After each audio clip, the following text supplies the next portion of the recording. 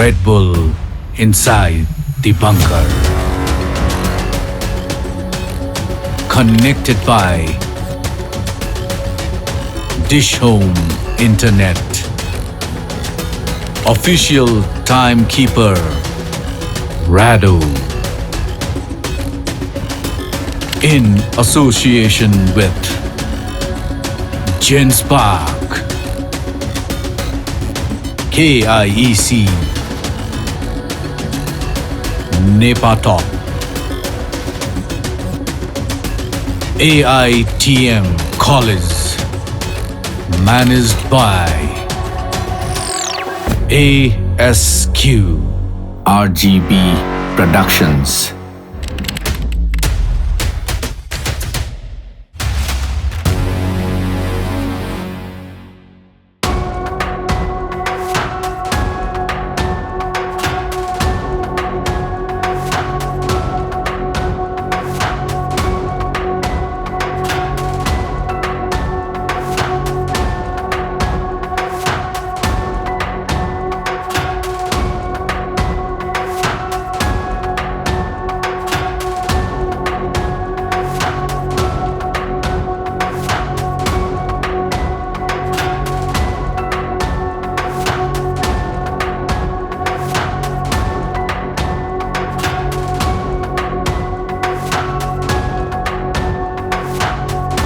Today's bull in the bunker is Durga Prasai, activist.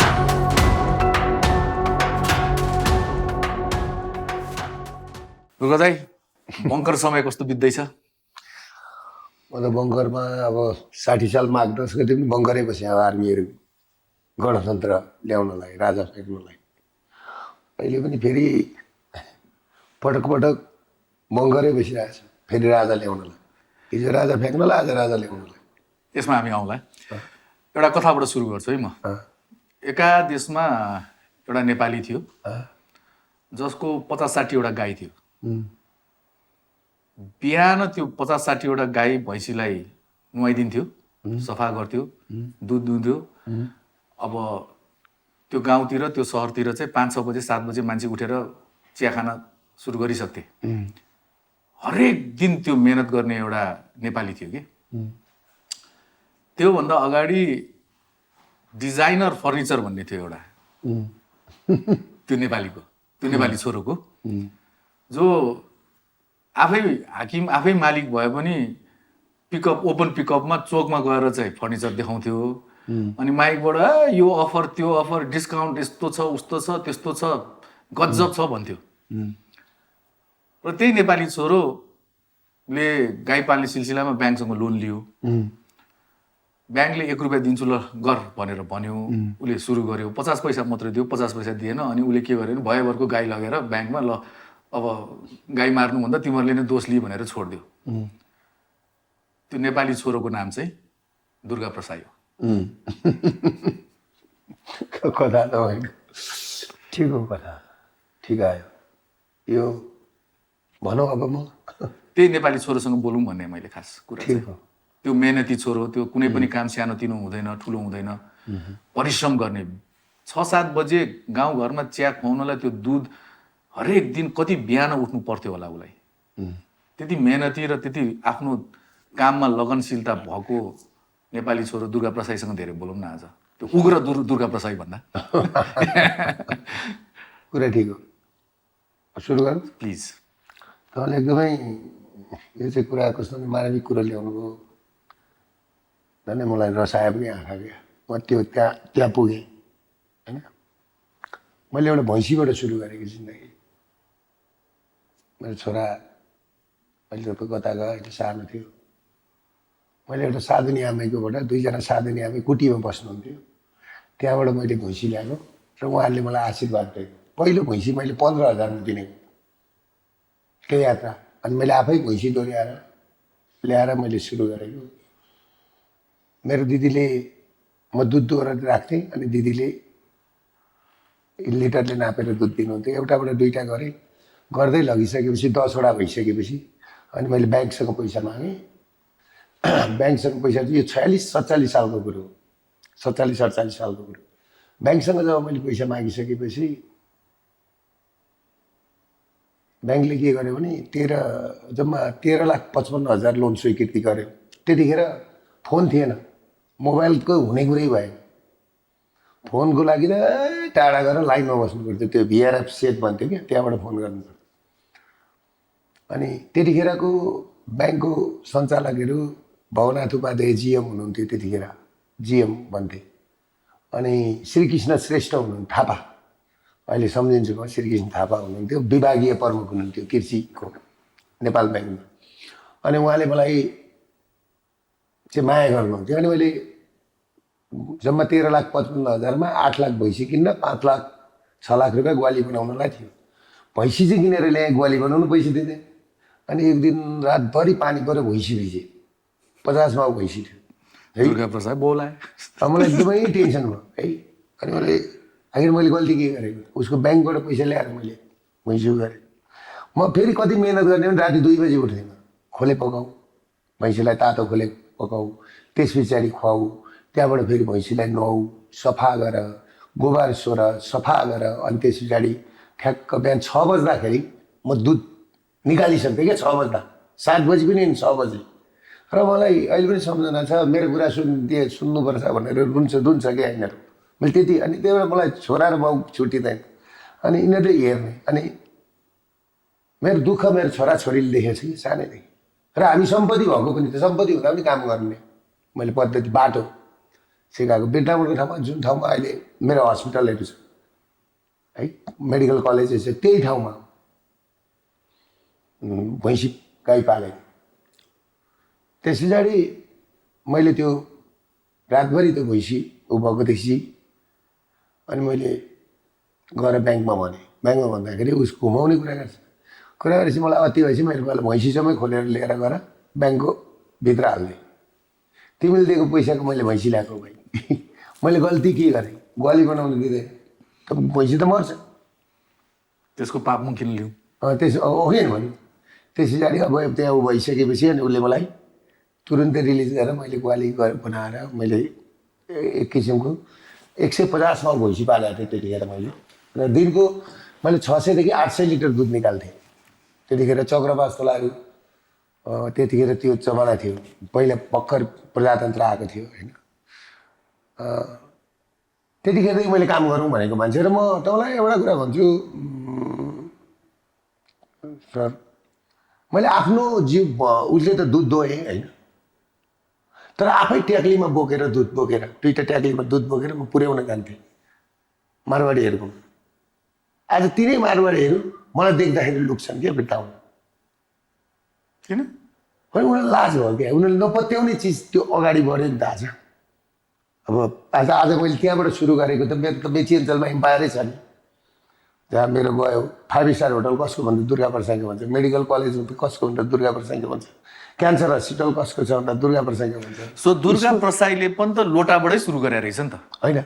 लोटा अरूले पानी हो कि के हो, तर दुध त रहेछ लोटामा। होइन, लोटामा भन्नाले पनि मैले लोटा चाहिँ यो यस्तो, लोटाको अर्थ चाहिँ के हो भने उनीहरूले चाहिँ एउटै लोटा लिएर आए, त्यही लोटाले पानी खाने, त्यही लोटाले त्यो गर्ने, लोटाको अर्थ अर्कै छ।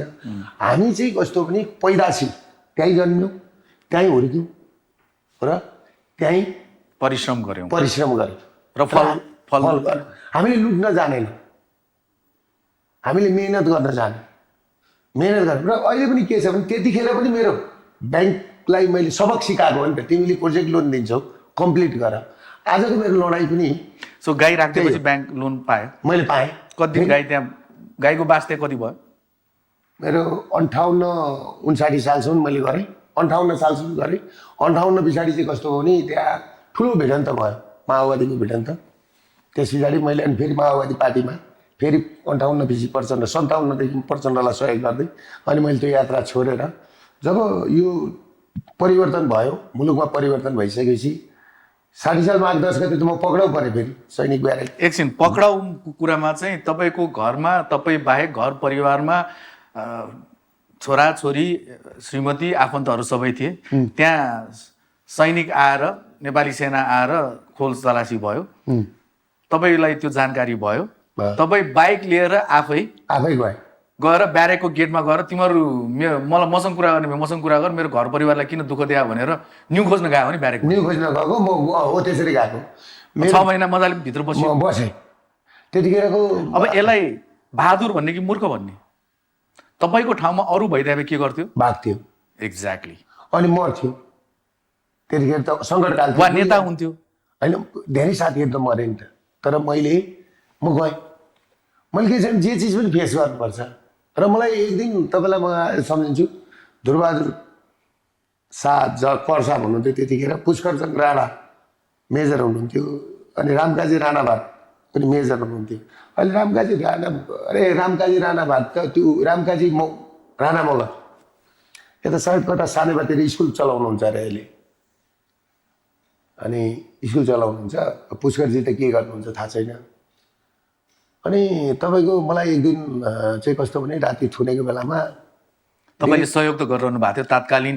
होइन गरेको, मैले गरेको वृन्दावनमा बम पड्काउँदा म आफै सामेल थिएँ, सबै गरेकै हो, नगरेको भनिएन।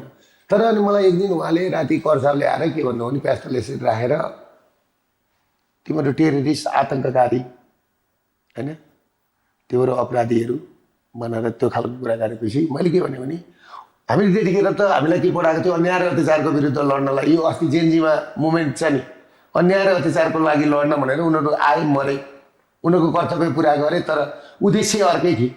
हामीलाई पनि त्यतिखेर त्यसरी नै प्रयोग गरियो। हामीलाई उद्देश्य त पर्सेन्टहरूको अर्कै रहेछ नि त। त्यो प्राविधिकमा जाँदा बल्ल चेतना भयो। बल्ल त्यतिखेर चेतना भएपछि त मैले छोडिहालेँ नि कुरा भन्नु होइन। छोडेर जुन बाटो छोडेको थिएँ त्यही बाटोमा म ब्याक गरेर फेरि फर्केर अहिले म तपाईँलाई भन्छु। त्यस पछाडि मैले त्यो भनिसकेपछि मलाई राति त्यस्तै 11 बजेको थियो। अनि मैले के भने कर साहब तपाईँ दिनेपछि आउनुहुन्छ हामीलाई हप्काउनुहुन्छ, एउटा कुरा भनौँ भने मैले भन्न सुन्नु, तपाईँले टेररिस्ट भन्नुभयो, आतङ्ककारी भन्नुभयो, ठिक छ तपाईँको पन्जामा हामी छौँ, प्यास्टल अगाडि छ, मार्न सक्नुहुन्छ। अहिले सङ्कटकालमा मार्दा केही फरक पर्दैन। योभन्दा अगाडि 7 जना यहाँ मरे हाम्रै साथीहरू, के फरक परेन। मृत्यु त मृत्यु, तपाईँ पनि अजम्बरी होइन, म पनि अजम्बरी होइन। आखिर संसार त छोडेर जानुपर्छ, मृत्यु त सँगै लिएर आएको छ। मृत्युबाट टाढा त कोही पनि छैन नि त, छ त ढिलो चाँडो है। मृत्युले कहिल्यै छोड्दैन, सँगै हुन्छ क्या मृत्यु, ढिलो र चाँडो मात्रै हो, तर सँगै छ नि मृत्यु। मैले त्यो भनेपछि ल भन्नुहोस् भन्नु, अन्याय र अत्याचारको विरुद्ध लड्ने मान्छे टेररिस्ट हो भने भगवान् कृष्ण के विरुद्ध लड्नु भएको थियो तपाईँ भन्नुहोस्? अर्जुन के विरुद्ध लड्नु भएको थियो? त्यही हो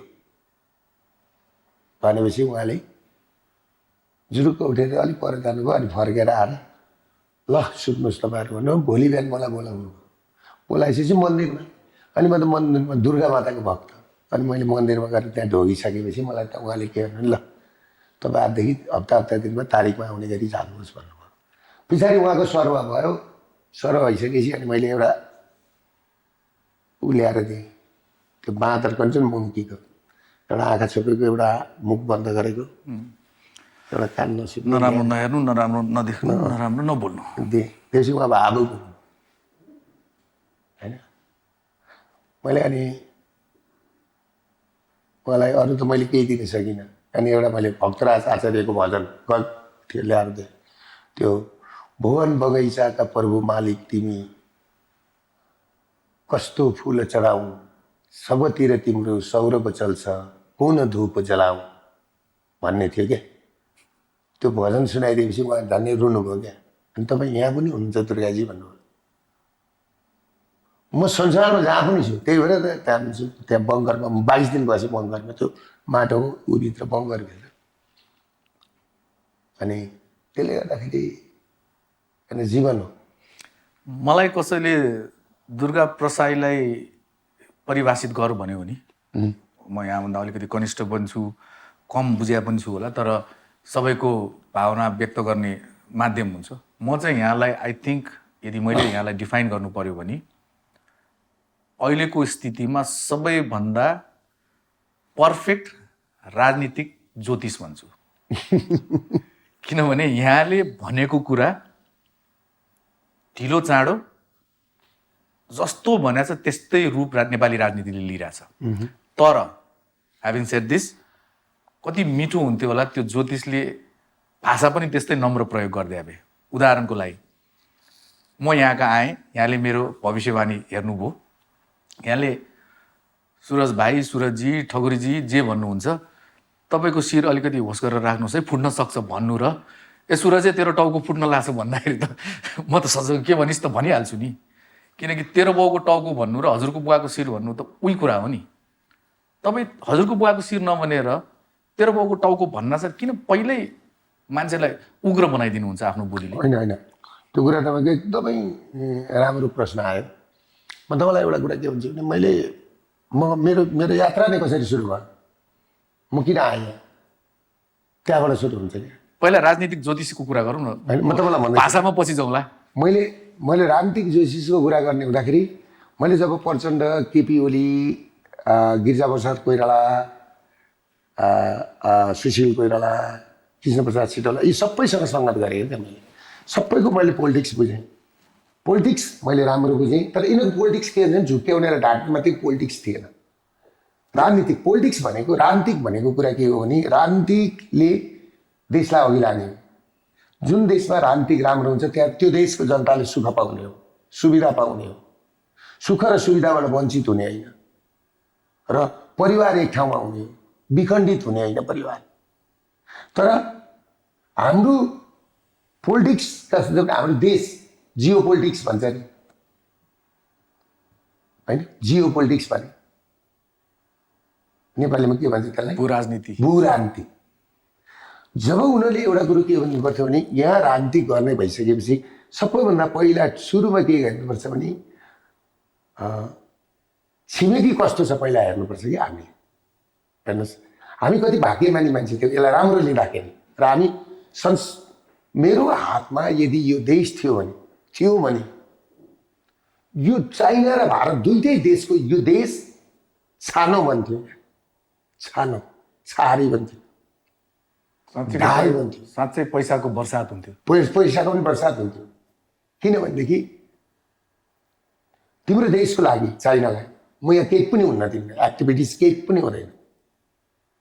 त्यस्तो बाचा त दिएछ नि त अहिलेकोले दिएको छैन। तर उनीहरूले के गरे? बेचे, बाछा बेचे।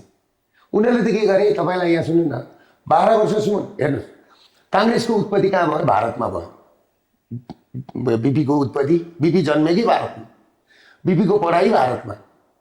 बिपीको 2004 सालमा काङ्ग्रेस खोल्दाखेरि बनारसमै खोल्यो। 2006 सालमा कम्युनिस्टको उत्पत्ति कहाँ भयो? भारतमै। त्यो कुरा गर्ने हो त दुर्गा सर, सबै राज परिवारकाहरू पनि दार्जिलिङमै पढायो नि, दार्जिलिङ त भारतै हो नि। एकछिन म तपाईँलाई भन्छु, त्यो पढाइ हुनु र पोलिटिक्स त उनीहरूले त्यहाँ गरेन। राजाहरूले त त्यहाँ गएर पोलिटिक्स गरेन नि, पढ्न गए। किन त्यतिखेर हाम्रोमा नेपालमा बोर्डिङ स्कुलहरू थिएन राम्रो, किनभने स्कुलहरू त भर्खर हुँदै थियो। र सबैभन्दा ठुलो कुरो यो देशको दुर्भाग्य नै राजाहरू दार्जिलिङमा गएर पढ्नु हो क्या।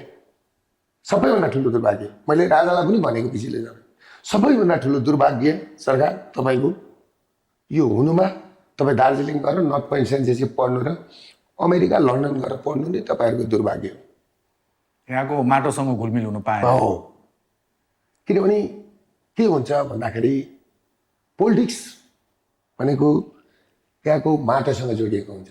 त्यहाँको तपाईँलाई मेरो अहिले म वृन्दावनमा मलाई कति जाउँ लागेको छ क्या। त्यहाँ म जन्मिरहेको साथी गाडेको छ क्या, त्यो साथीले मलाई तानिरहेको छ क्या। मलाई छोडेर कति हुन्छ, जब मलाई अप्ठ्यारो पर्छ नि म त्यहाँ पुग्छु क्या। त्यहाँ पुगेर मेरो यहाँ यस्तो घर छ, त्यहाँ टिनको घर छ क्या, सुन्नुहोस् है। तर त्यहाँ गएर म झ्याल खोलेर सुत्छु कि मलाई आमाको काखमा सुत्यो जस्तो। संसारमा सबैभन्दा तपाईँलाई एउटा कुरो के छ भने यो वास्तव भन्ने फिल्म हेर्नु भएको छ नि, सञ्जय दत्तले लास्टमा गएर आमाको काखमा मर्छ संसारमा मर्दा। किनभने संसारमा सबैभन्दा सुरक्षित ठाउँ भनेको आमाको काख पोख भने त्यस पछाडि आफू जन्मेको भूमि हो। यो राजनीतिक अलिक ज्योतिषपनको कुरा गरौँ न। तपाईँको सोर्स अफ हुन त अब तपाईँले भन्नु पनि हुन्न, तर म सोध्ने दुष्प्रयास चाहिँ गर्छु। तपाईँको यो सोर्स अफ इन्फर्मेसन जब राजनीतिसँग जोडिएको कुरा आउँछ नि, चाहे त्यो फुटेजको रूपमा होस्, चाहे विभिन्न लिङ्कको रूपमा होस्, वेबसाइटको रूपमा होस्, ड्यु रेस्पेक्ट हाम्रो सम्बन्धित निकायहरू उहाँभन्दा तपाईँसँग व्यक्तिगत तवरमा तपाईँले प्राप्त गर्नुहुन्छ, किन्नुहुन्छ वा सो इच्छा कसरी तपाईँलाई उपलब्ध गराउँछ? होइन, त्यो चाहिँ कुरा के हो भन्दाखेरि मैले अघि एउटा कुरा भन्दै थिएँ, प्रस्तुति कसरी सिर्जना भयो त्यो हामी सबैसँग लड्दै आयौँ, त्यसले एउटा भाइ त्यो ल्याउँछ। अर्को कुरो यो तपाईँले जुन कुरा भन्नुभयो, यो 3टा कुरा, यो इन्फर्मेसन कसरी ल्याउँछ, तिमीले किन्छौ, तिमीलाई कसैले दिन्छ, अर्को के भन्नुभएको थियो, वा सो इच्छा कसैले दिने हो, किन्नुहुन्छ वा तपाईँ आफ्नै क्रेडिट गर्नुहुन्छ। कुरा के हो भने सुरुमा मैले इन्फर्मेसन किनेकै हो पत्ता लगाउनलाई। जब मैले इन्फर्मेसनहरूमा लगानी गरिसकेपछि, जब मैले इन्फर्मेसन लिएर मात्रै हुँदैन नि, इन्फर्मेसन ल्याउन सक्नु पऱ्यो नि बाहिर, किनभने डराउँछन् सबै।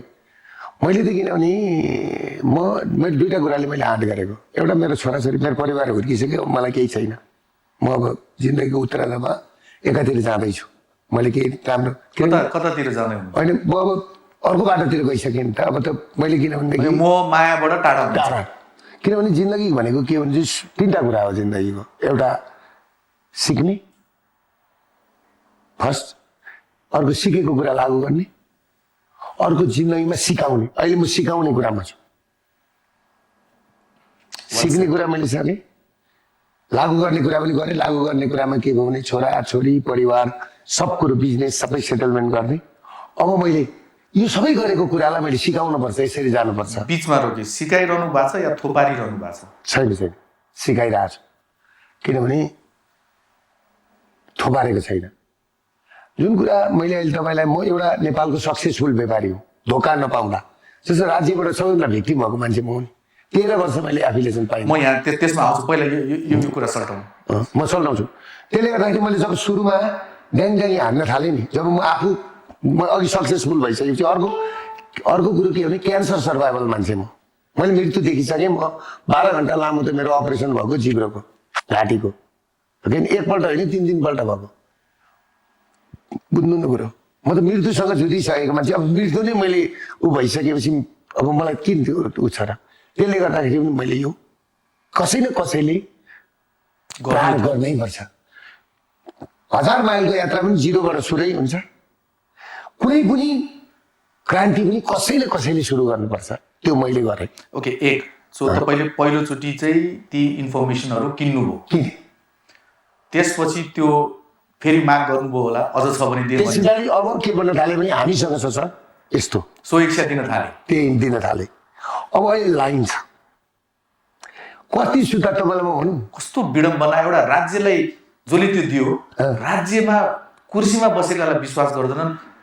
तपाईँ यदि व्यवसायको रूपमा चाहिँ तपाईँलाई एकछिन छोडिदिने भयो त एउटा नागरिक न हो तपाईँ? म नागरिक हो र? केही पनि होइन। म तपाईँलाई चाहिँ किन विश्वास गर्छन्? पृथ्वीमा 8 अर्ब 20 करोड मान्छे छन्, 8 करोड 20 अर्ब थान मान्छे छन्, त्यो मध्येको 1 थान मान्छे हो म। त्यही त, राज्यको त्यस्तो निकायलाई विश्वास नगर्ने र एउटा दुर्गा प्रसाईलाई चाहिँ किन विश्वास गरेको? होइन, त्यो राज्यले आफूले के भयो भन्दाखेरि तपाईँले इन्फर्मेसनहरू लगेर दियो, बार्गेनिङ गर्ने। जस्तो अहिले तपाईँलाई यो मिडियाहरू छ नि, मिडियाहरूलाई किन विश्वास गर्दैन? बार्गेनिङ गर्ने। जस्तो कतिवटा उसको लेखेकै गर्छ, पत्रिकाको हेडलाइनहरू आउँछ होइन, अघिल्लो दिन पुरैमा लास सकिएछ यो, त्यसको 3 दिन 4 दिन पछाडि फेरि विज्ञापन आउँछ त्यहीको, हेर्नुहोस्। अनि यो विश्वसनीयता नभएपछि के हुन्छ, मान्छेले पत्रकारिता भनेको त खोज पत्रकारिता हो नि, खोइ खोज पत्रकारिता छैन। अहिले सिक्दैछन्। अहिले तपाईँलाई म एउटा कुरो के छ भनेदेखि, जस्तो म तपाईँलाई एउटा कुरा भन्छु, जस्तो सिंहदरबार, सर्वोच्च अदालत जस्ता चिजहरू हेर्नुहोस् न, जनताको सर्वोच्चता बोकेको सर्वोच्च अदालत, जनताको प्रशासनिक भवन हो, त्यो सम्पदा हो, राणा शासनको बेलाको, त्यो चान्चुने चिज होइन। त्यो बनाउँछु, त्यो ठुलो कुरा होइन बनाउनु, तर त्यो चिजमा बनेको, त्यो जमानामा फलानुले बनेको थियो। अहिले तपाईँले मलाई फोटो देखाउनु भयो नि, यो 1 खर्बमा आउँछ, ती मान्छे अब जीवित हुन्छ, त्यसको त्यहाँसँग गएर जोडिएको हुन्छ कि रिलेसन। सो हाम्रो अस्तित्व मेटाउन खोजे हो कसले? हाम्रो अस्तित्व मेटाउन खोजेको त पश्चिमाहरूले हाम्रो अस्तित्व मेटाउनको लागि त। दुर्गा सर अब एउटा यस्तो स्थानमा पुगिसक्नुभयो जहाँ यहाँले केही बोलेपछि त्यसलाई पुष्टि गर्न सकेन भने सक्छु टाइम एन्ड अगेन यहाँको मैले सयौँ इन्टरभ्यू हेर्दाखेरि यहाँले वेस्टलाई पश्चिमलाई यतिको दबिएको र यतिको ओझेलमा र जाल झेलमा परेको र हाम्रो व्यक्तिगत अस्तित्वै नभए देश त होइन होला नि। हाम्रो देश भनेको के हो तपाईँलाई थाहा छ? हरेक हेर्नुहोस् हिमाल पहाड तराई हरेक 15 मिनट जानुहोस् टाढा तपाईँ मौसम चेन्ज छ। त्यस्तो देश हो हाम्रो देश भनेको त युनिभर्सिटी हो, संसारका मान्छे पढ्न आउँछन्। त्यही भएर त हिजो ऋषि महर्षिहरू वेद व्यासहरू यहाँ आएर लेखेर बसेर गएका होइन। तनहुँमा व्यासले रामायण लेखेको होइन बसेर, होइन?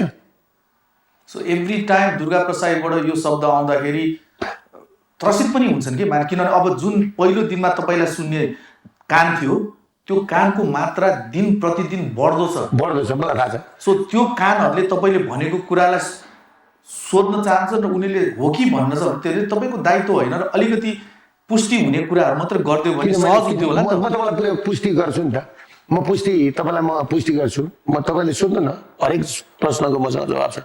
हाम्रो भूमि भनेको तपोभूमि।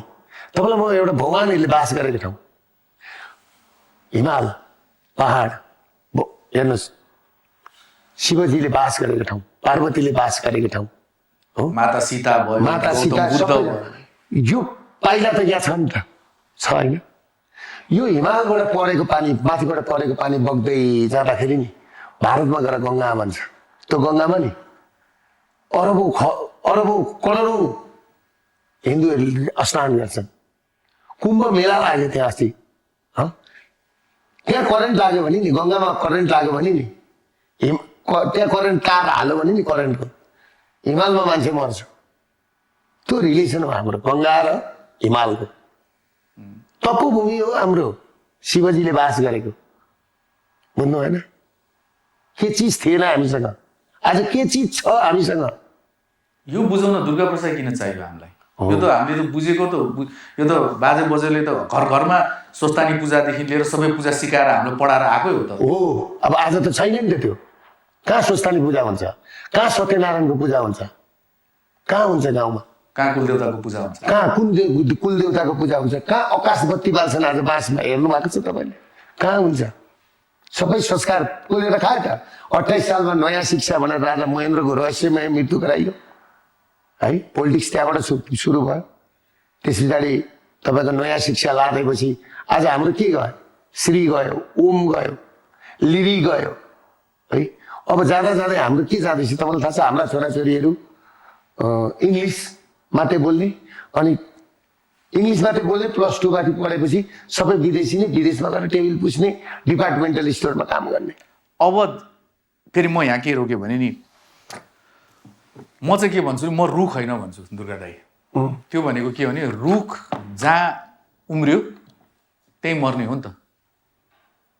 रुखले यहाँ एकदमै घाम लाग्यो, म एकछिन शीतलमा जान्छु भने उसले जरा सार्न पाउँदैन। तर मानव जाति भनेको चाहिँ बेसिक क्यारेक्टरिस्टिक के हो भने ऊ हिँडडुल गर्न पाउनुपर्छ।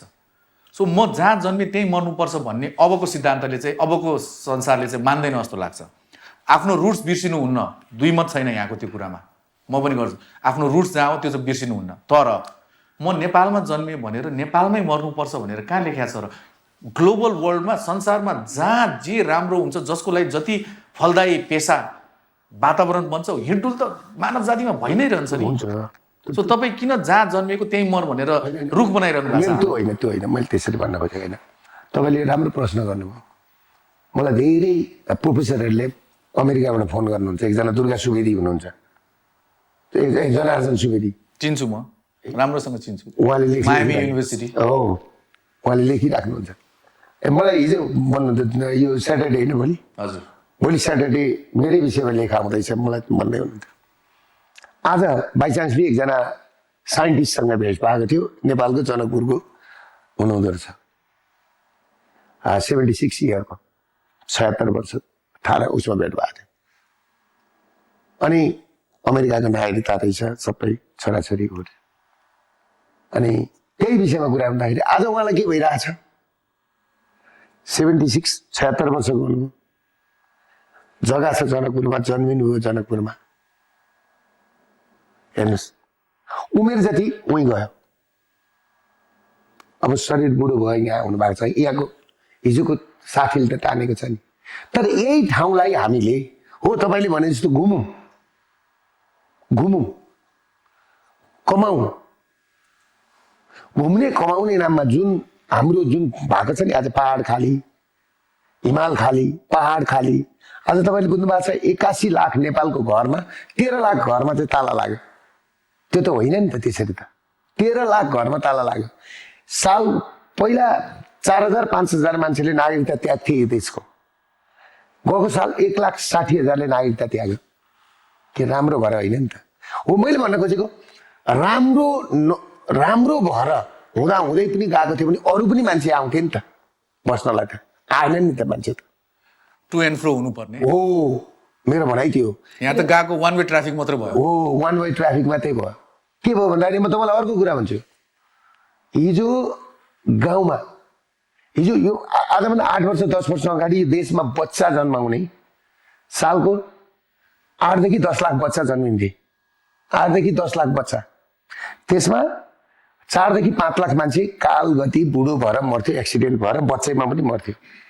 4-5 लाख बच्चाहरू बढिरहेको हुन्थ्यो, त्यसरी बढेको थियो।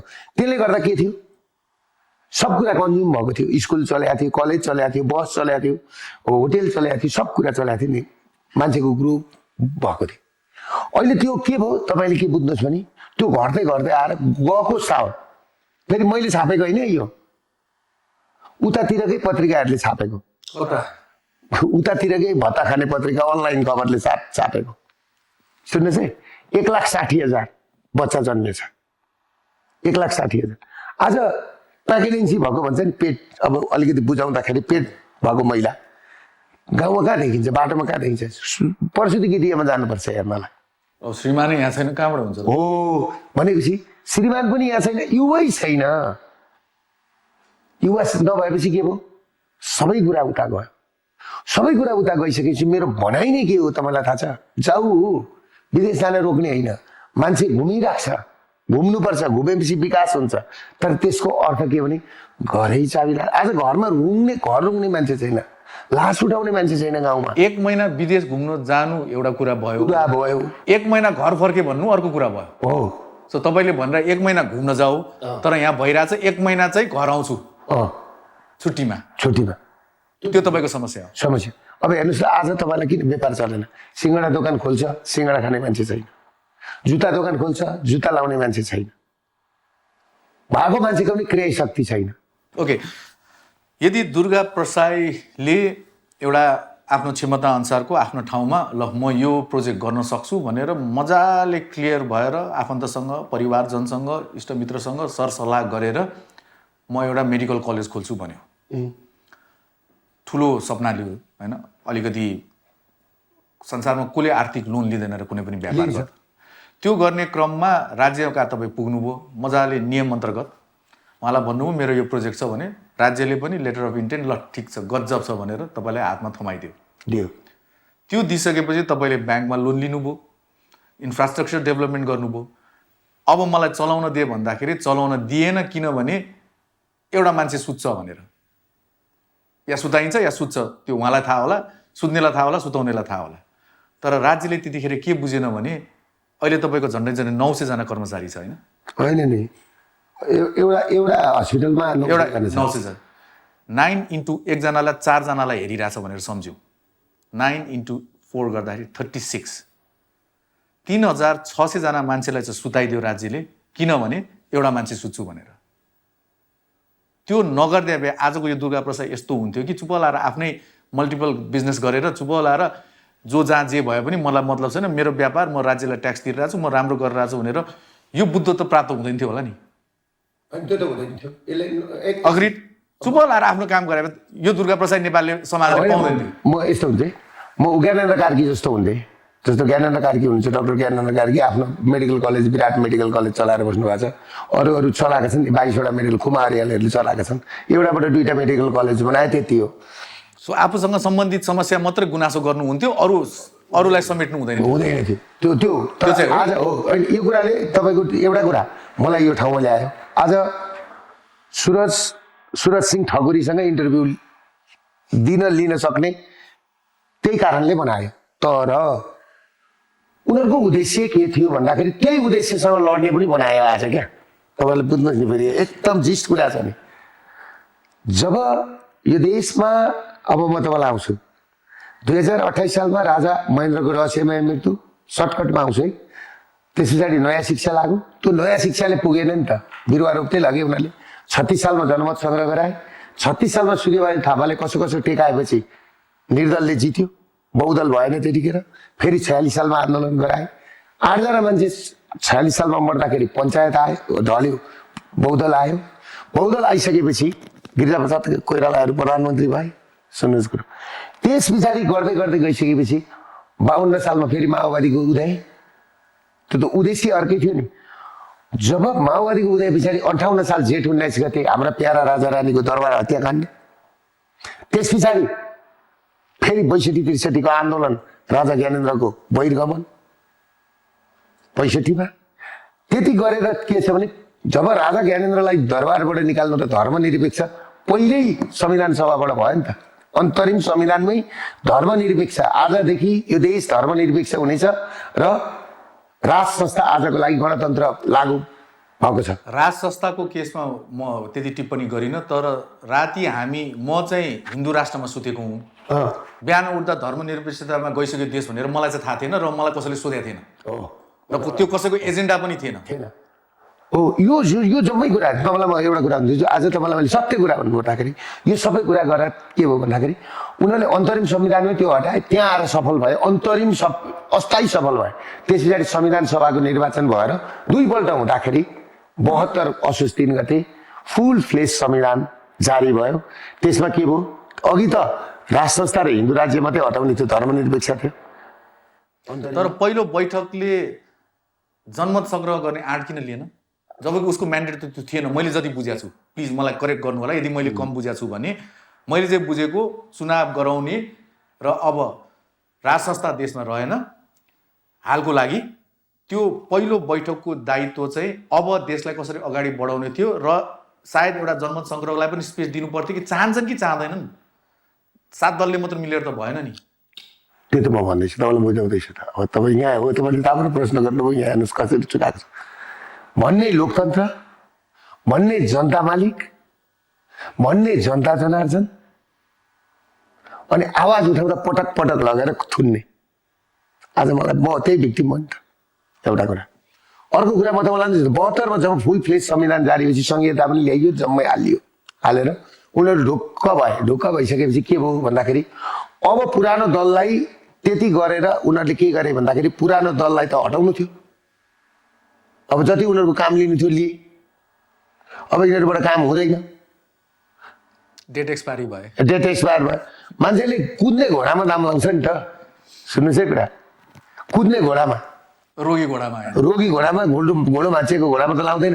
यी रोगी घोडा भए भनौँ न, कुद्ने घोडा भएनन्। अब त्यस पछाडि यिनीहरूले के गरे भने 13 वर्ष अगाडि नै फेरि यो आजभन्दा 13 वर्ष अगाडिकै प्लान हो यो।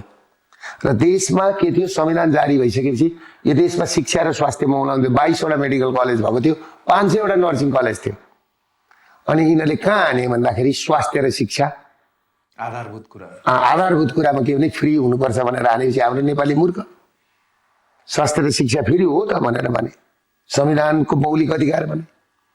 त्यस पछाडि कुरा के भयो भन्दाखेरि गोविन्द केसीलाई उता ठिक पारियो, यता अमेरिकाबाट उज्जवल थापालाई पठाइयो, अमेरिकामै लगेर ट्रेनिङ गरेर पहिला 20-25 जनालाई यहाँ ल्याइयो। गोविन्द केसी माथि टिचिङमा सुत्ने डिपमा खाना दिएर, अनि यहाँ उज्जवल थापा अमेरिकन सिस्टममा नि प्ले कार्ड बोकेर जम्मै लाइन बस्ने। अनि यहाँका मिडिया गएर कान्तिपुर अनलाइन सेतो पार्टी सबैले लेख्ने नागरिकको गुणराज लैट। नामै किटान जसरी गर्नुहुन्छ नि दुर्गा दाइ तपाईँले, यो नाम किटान गर्दाखेरि अझ थप प्रमाणले मात्र नाम किटान गर्दाखेरि हुन्छ जस्तो लाग्दैन? होइन, त्यतिखेरको म तपाईँलाई भन्छु त, त्यतिखेर यति माफिया भनेर लेखेको छ अनलाइनले, यति माफिया भनेर लेखेको छ सेतो पार्टीले। त्यो सम्झिँदा फेरि त नि आज माफिया को रहेछ भन्ने कुरो त प्रमाणित भयो नि त। मलाई अचम्म लाग्छ जब तपाईँलाई विभिन्न पत्रकारहरूले विवादित मेडिकल व्यवसाय भन्नुहुन्छ। मैले भने तपाईँ मेडिकल व्यवसाय पनि होइन, विवादित त टाढा छोडिदिउँ, तपाईँ एउटा व्यवसाय हो। व्यवसाय तपाईँको होटल पनि त छ नि, स्कुल पनि त छ नि, तर मेडिकल कलेजको कारणले दुर्गा प्रसाद भयो भनेर एकैचोटि चाहिँ त्यो होइन नि, प्रस्तुत भएको हो। त्यही भएर म दुर्गा प्रसाद हो, एउटा नेपाली हो, दुर्गा प्रसाद हो, एउटा व्यवसाय हो, एउटा व्यवसाय हो, That's it. त्यति हो। अनि 5,000 मान्छेलाई मोटामोटी रोजगारी दिएको छु, टेन्टेटिभ कन्स्ट्रक्सनदेखि लिएर सबै एउटा व्यापारीले गर्ने पूर्ण रूपले तपाईँले आफ्नो दायित्व निभाइरहनु भएको छ, निभाएको छु, त्यसमा कुनै शङ्का छैन। छैन। अब जब मैले हेर्नु सरकारबाट एलओआई पाएँ, एलओआई लिएर मैले मेडिकल कलेज भरको ऋण छोराछोरी सबै जागटी राखेर ब्याङ्कबाट लोन लिएर चाहिँ नि मैले जब बनाइसकेर एफिलिएसन लिन जाँदाखेरि दुर्गा प्रसादले एफिलिएसन पाउनु हुँदैन त्यो माफियाले भनेर यी पत्रिकाले लेख्छन् भनेदेखि कस्तो हुन्छ होला हेर्दा। ल लेख्यो, सही थियो गलत थियो समयले बताउँछ, जनताले बताउँछ, तर किन के बिगार्दिया थियो? मैले के बिगार्दै के बिगार्दिया थियो? अब म तपाईँलाई एउटा कुरा भन्छु, त्यतिखेर मैले 13 वर्षदेखि मैले मेडिकल कलेज पाइनँ, अहिले 2 सेसन मैले पाएँ। 13 वर्षदेखि मैले मेडिकल कलेज पाएको थिएँ, 10% विद्यार्थी त मैले फ्री पढाउँथेँ। सालको 10 जनाले फ्री पढ्न पाउँदाखेरि नि 10 वर्षमा कति विद्यार्थीले फ्री पढ्थे? 10 जना, 100 जना गरिब तथा जेनदार विद्यार्थीले फेरि पढ्न पाउँथे। 100 जना विद्यार्थीले पढ्न पाउनु भनेको एउटा विद्यार्थीको 50 लाखको दरले कति हुन्थ्यो? 50 करोड मैले दिन्थेँ होला नि त राज्यलाई। गरिबको छोराले फेरि पढ्न पाउँथ्यो होला नि त, राज्यलाई ट्याक्स त्यतिकै आउँथ्यो होला नि त। दुई मात्रै छैन दुर्गा दाइ यसमा, तर म भन्न चाहे किन लखट्यो भनेर तपाईँले त्यतातिर कहिले ध्यान दिनु भएन? मेरो अनुहार मन परेन, मेरो बोली मन परेन, म अगाडि बढेको देखि छैन, के होला त? त्यो म भन्दैछु त, त्यो जेनजी त्यो आज गएर गोविन्द केसी आएर ठ्याक्कै जेनजी मुभमेन्टमा जोडिन्छ। अब म तपाईँलाई भन्छु 2026-28 सालको राजा महेन्द्रको रहस्यमय मृत्यु, नयाँ शिक्षा, 2036 सालको जनमत सङ्ग्रह, 2046 सालको आन्दोलन, 2052 सालको माओवादीको उत्पत्ति, 2058 साल जेठ 19 गतेको राजपरिवार होइन, यहाँ सुन्नु न, त्यहाँबाट राजालाई बहिर्गमन, त्यहाँबाट 72 को संविधान, त्यस पछाडि आएर 72 को संविधान पछाडि गोविन्द केसीलाई जुन सुताइयो नि र सिंहदरबार सर्वोच्च अदालतमा आगो लाउनलाई, जेनजीलाई उत्प्रेरित गराउनलाई संस्था एउटै पात्र फरक, किनभने बुढा भयो नि त। त्यहाँ बिपी कोइरालादेखि सुदन गुरुङसम्म प्रयोग भयो, आज यो स्थितिमा आयो। त्यही भएर सबैजनाले के बुझ्नु पर्यो भने भू राजनीति कसैले बुझेन, दुर्गा प्रसादले मात्र किन बुझ्यो, कुन युनिभर्सिटी गयो, कहाँबाट यो भू राजनीति? तपाईँलाई मैले भने नि आज कोही बोल्दैन, किन बोल्दैन? कोही बोल्दैन, किन बोल्दैन? किनकि त्यो नभएर पनि त हुनसक्छ नि। तपाईँलाई म एउटा कुरा भन्छु, भाग्यो भाग्यो भाग्यो, हेलिकप्टर भाग्यो, बोलेको साउन्ड सहितको मैले भित्रबाट झिकेर ल्याएर निकाल्ने होइन, त्यहाँ त म रहेछु नि त, त्यो कोठामा म रहेछु नि त। पर्खिनुहोस् न, एउटा भिडियो आउँदैछ, मेरो तयारी हुँदैछ। म तपाईँ छिनछिनमा यो धारावाहिक रूपमा छ यो पारिवारिक धारावाहिक जस्तो हरेक विक इन्स्टलमेन्ट किन दिइरहनु भएको छ? होइन, आवश्यकता हुन्छ, जस्तो आज बिबिसीले दियो नि। तपाईँलाई म एउटा कुरा भन्छु, त त्यो प्रतिवेदन बिबिसीलाई दिने अधिकार छ, जबकि त्यो प्रतिवेदन सार्वजनिक भएको छैन। राज्यले त्यहाँ एक्सन लिनुको सट्टामा युट्युबबाट हटाउ भनिरहेछ। एक्सन लिनुको सट्टामा त्यो स्रोत के हो, त्यो कहाँबाट गयो? बेलायतमा यस्तो कुनै घटना घट्या भए र नेपालको कुनै मिडियाले यो छापिदिएको भए बेलायत र नेपालको सम्बन्ध के हुन्थ्यो होला? छिरिन्थ्यो। आज के गरिरहेछ? हेपेको होइन, यो लिडर सही नभएपछि यसरी हेप्छन्। त्यही भएर जङ्गबहादुरले नि त्यसै कोच पर्व गरेको, त्यतिखेरको जङ्गबहादुर अहिले दुर्गा प्रसादलाई सम्झिनुहोस्, कोही तरबार नबोकेको, किन करायो भन्नुहुन्छ नि तपाईँ। तेरो बाउको टाउको भन्ने ठाउँमा बुवाको शिर भनेको हुँदैन भनेर भन्नु नि, यही कुराले चित्त बुझ्दैन। बुवाको शिर भने सुनेन। तपाईँलाई भन्छु नि, बच्चा पनि नि, तपाईँलाई एउटा कुरो थाहा छ, बच्चा पनि जन्मिने बित्तिकै भोकाएपछि चिच्याउँछ नि, त्यसले त्यो के बोलेको तपाईँलाई बुझ्नुपर्छ। त्यो चिच्याउँछ नि, क्रान्ति गरेको, त्यो के भन्छ, त्यो उसको भोग चिच्याको हो नि। मैले चुप मैले पनि के भनेदेखि नि, यो चिच्याको हो क्या। म भोलि यो मेरो बात पुरा गरिदिनुहोस् न, म किन चिच्याउँछु? तर किन बुझिरहेको छैन त दुर्गा प्रसाईको यो आइम स्योर तपाईँले पनि यसमा स्वयं के भइरहेछ भनेर त मैले भन्दा तपाईँले आफूलाई विश्लेषण गर्नुहुन्छ होला। म कता गइरहेको छु, के गरिरहेको छु, किन बुझ्दैनन्, यत्रो बुझाउँदा पनि किन नबुझे जस्तो गरे हो कि यिनीहरू सुतेकै हुन् कि सुत्या जस्तो गरे हुन् भन्ने विभिन्न प्रश्नहरू त आफ्नो दिमागमा आउला नि होइन? यिनीहरूले बुझेको छ, सबैले बुझेको छ, तर सबै बिक्री भयो, सबै बिक्री भयो। यो चाहिँ अलिक मजा आएन किनभने सो दुर्गा प्रसाई बाहेक सब बिकाउ हो त, इन्क्लुडिङ मी, इन्क्लुडिङ बिकाउ। अहिले तपाईँले एउटा कुरो म भन्नु, एउटा पार्टी, एउटा कुनै पार्टी भन्ने छ, नाम नलिऊ, रामबहादुर भन्नु ल, रामबहादुर पार्टी भन्ने छ है, उसको श्रीमती त्यहाँ कुनै एम्बेसडर कुनै विदेशी उसमा काम गर्छ, ऊ गर्छ, झापाकै मान्छे हो, कान्तिपुरबाट सुरु गरेको। अस्ति हामीले निकाल्दैछौँ त कति पैसा त्यो पत्रिकालाई आउँछ, कति पैसा कहाँबाट चलेको छ। नेपालमै अनुहार चाहिँ नेपाली, तर सबै उताको काम गर्ने आत्मा चाहिँ उताको भइसकेको छ। तपाईँले ब्याङ्कको लोन लिनु भएको छ होइन आफ्नो व्यवसाय गर्नलाई, ब्याङ्कले यो गर त्यो गर भनेर भन्छ, उसले त फन्ड मात्रै गरे हो। त्यसरी नै विदेशबाट कहीँ फन्ड आछ भने मेरो एउटा प्रोजेक्टमा ल राम्रो रहेछ प्रोजेक्ट भनेर फन्ड आएको पनि त हुनसक्छ। फन्ड आउनु भनेकै सिद्धान्त पनि आउनु त होइन होला नि? ओके एकछिन, फन्ड आउनु भनेको सिद्धान्त आउनु हो? सिद्धान्त आइसक्यो, त्यो सिद्धान्तकै लागि त फन्ड पठाएको। सो सिद्धान्त बिना फन्ड आउँदैन, फन्ड बिना सिद्धान्त हुँदैन। तपाईँले एउटा कुरो के बुझ्नुहोस् भने सिंहदरबारमा सर्वोच्च अदालतमा तपाईँको सर्वोच्च अदालतमा त्यो टिन गरेर हेर्नु भएको छ तपाईँले? त्यो टाटा कम्पनीको टिन हो, त्यतिखेर नेपालमा टिन बन्दैन थियो। त्यो टिन यत्रो बाक्लो छ है, टिन पोको परेको छ। तपाईँले त्यो जिल्ला अदालत छ नि, जिल्ला अदालतमा पिल्लर छ नि, पिल्लरको भित्रबाट फलाम छ नि, फलाम आगो लाग्दाखेरि फलाम पग्लेर बाहिर निस्किएको छ र पिल्लर भाङ्गिएको छ भनेपछि यो चिज छ नि केमिकल सबै बाहिरबाट आयो, आयातित। स्टिल फर्निचरको बारेमा यहाँसँग निकै राम्रो एल्युमिनियमहरूको ज्ञान छ किनभने वर्षौँ यहाँले काम गरेको छु। भनेपछि तपाईँले के बुझ्नुहोस् भने अहिले मैले एउटा कुरो के छ भन्दाखेरि मैले अहिले एउटा भिडियो सार्वजनिक गर्दैछु, त्यसको अलिकति हामीले अस्ति ऊ पनि देखाइदिएको छ, नेताहरूका घर डिस्कर्डमा त्यो गरेर अलिकति त्यो गरेको अलिकति कास्टिङ मात्रै देखाइदिएको छ कि सिंहदरबारमा यसरी आगो लाउनुपर्छ, यसरी पस्नुपर्छ, यहाँ यो उसमा चाहिँ कागजपत्रहरू छ, यसको सबैसित सिंहदरबारमा भएको हाम्रो जस्तो तपाईँको घरमा जुन राखन धरन धनी पूर्जा हुन्छ नि सर, चेक सबै जति पनि छन्, त्यसपछिको बगतपत्र जुन इम्पोर्टेन्ट कागज छ, अनि जस्तो तपाईँको र मेरो लेनदेनको कागज सबै अरिजिनल कागज छ नि, सबै घरमा राखेको त्यो आगो लागेपछि के छ? अब कोही प्रमाण छ? अब नेपालको झन्डा र नेपाल भन्ने शब्द मात्रै हटाउन बाँकी छ, प्रमाण छैन अब हामीसँग। जुन प्रमाण तपाईँलाई प्राप्त भइरहेछ या मागिरहनु भएको छ कि वा किनिरहनु भएको छ, जे जस्तो तरिकाले आफू लिनुभयो, त्यो आयोगलाई बुझाइदिँदा के हुन्छ? तपाईँले एउटा नागरिकको दायित्व त त्यो होला नि, कुन आयोग? जुन छानबिन आयोग अहिले गठन। यो छानबिन आयोग भनेको, यो छानबिन आयोगको देख्नु भएन? छानबिन चुनाव पछाडि गर्ने, यो त चुनावको आउनुभन्दा 2 महिना अगाडि नै गरेर छानबिन गरेर ल केपी ओली दोषी थियो भने केपी ओलीलाई थुन्नु पर्थ्यो, आरजु देउपा दोषी थियो भने आरजु देउपालाई थुन्नु पर्थ्यो, मन्त्रीहरू लेखराज को थिए वा छैनन् भने मजाले बाइज्जत बढी भए भनेर भन्नु पर्यो। त्यो नगरिकन आज चुनावको मुखमा बच्चा मात्रै मारेको देखाउने, पुलिस मारेको नदेखाउने, पुलिसको वर्दी खोलेर लगाएर हिँडेको नदेखाउने,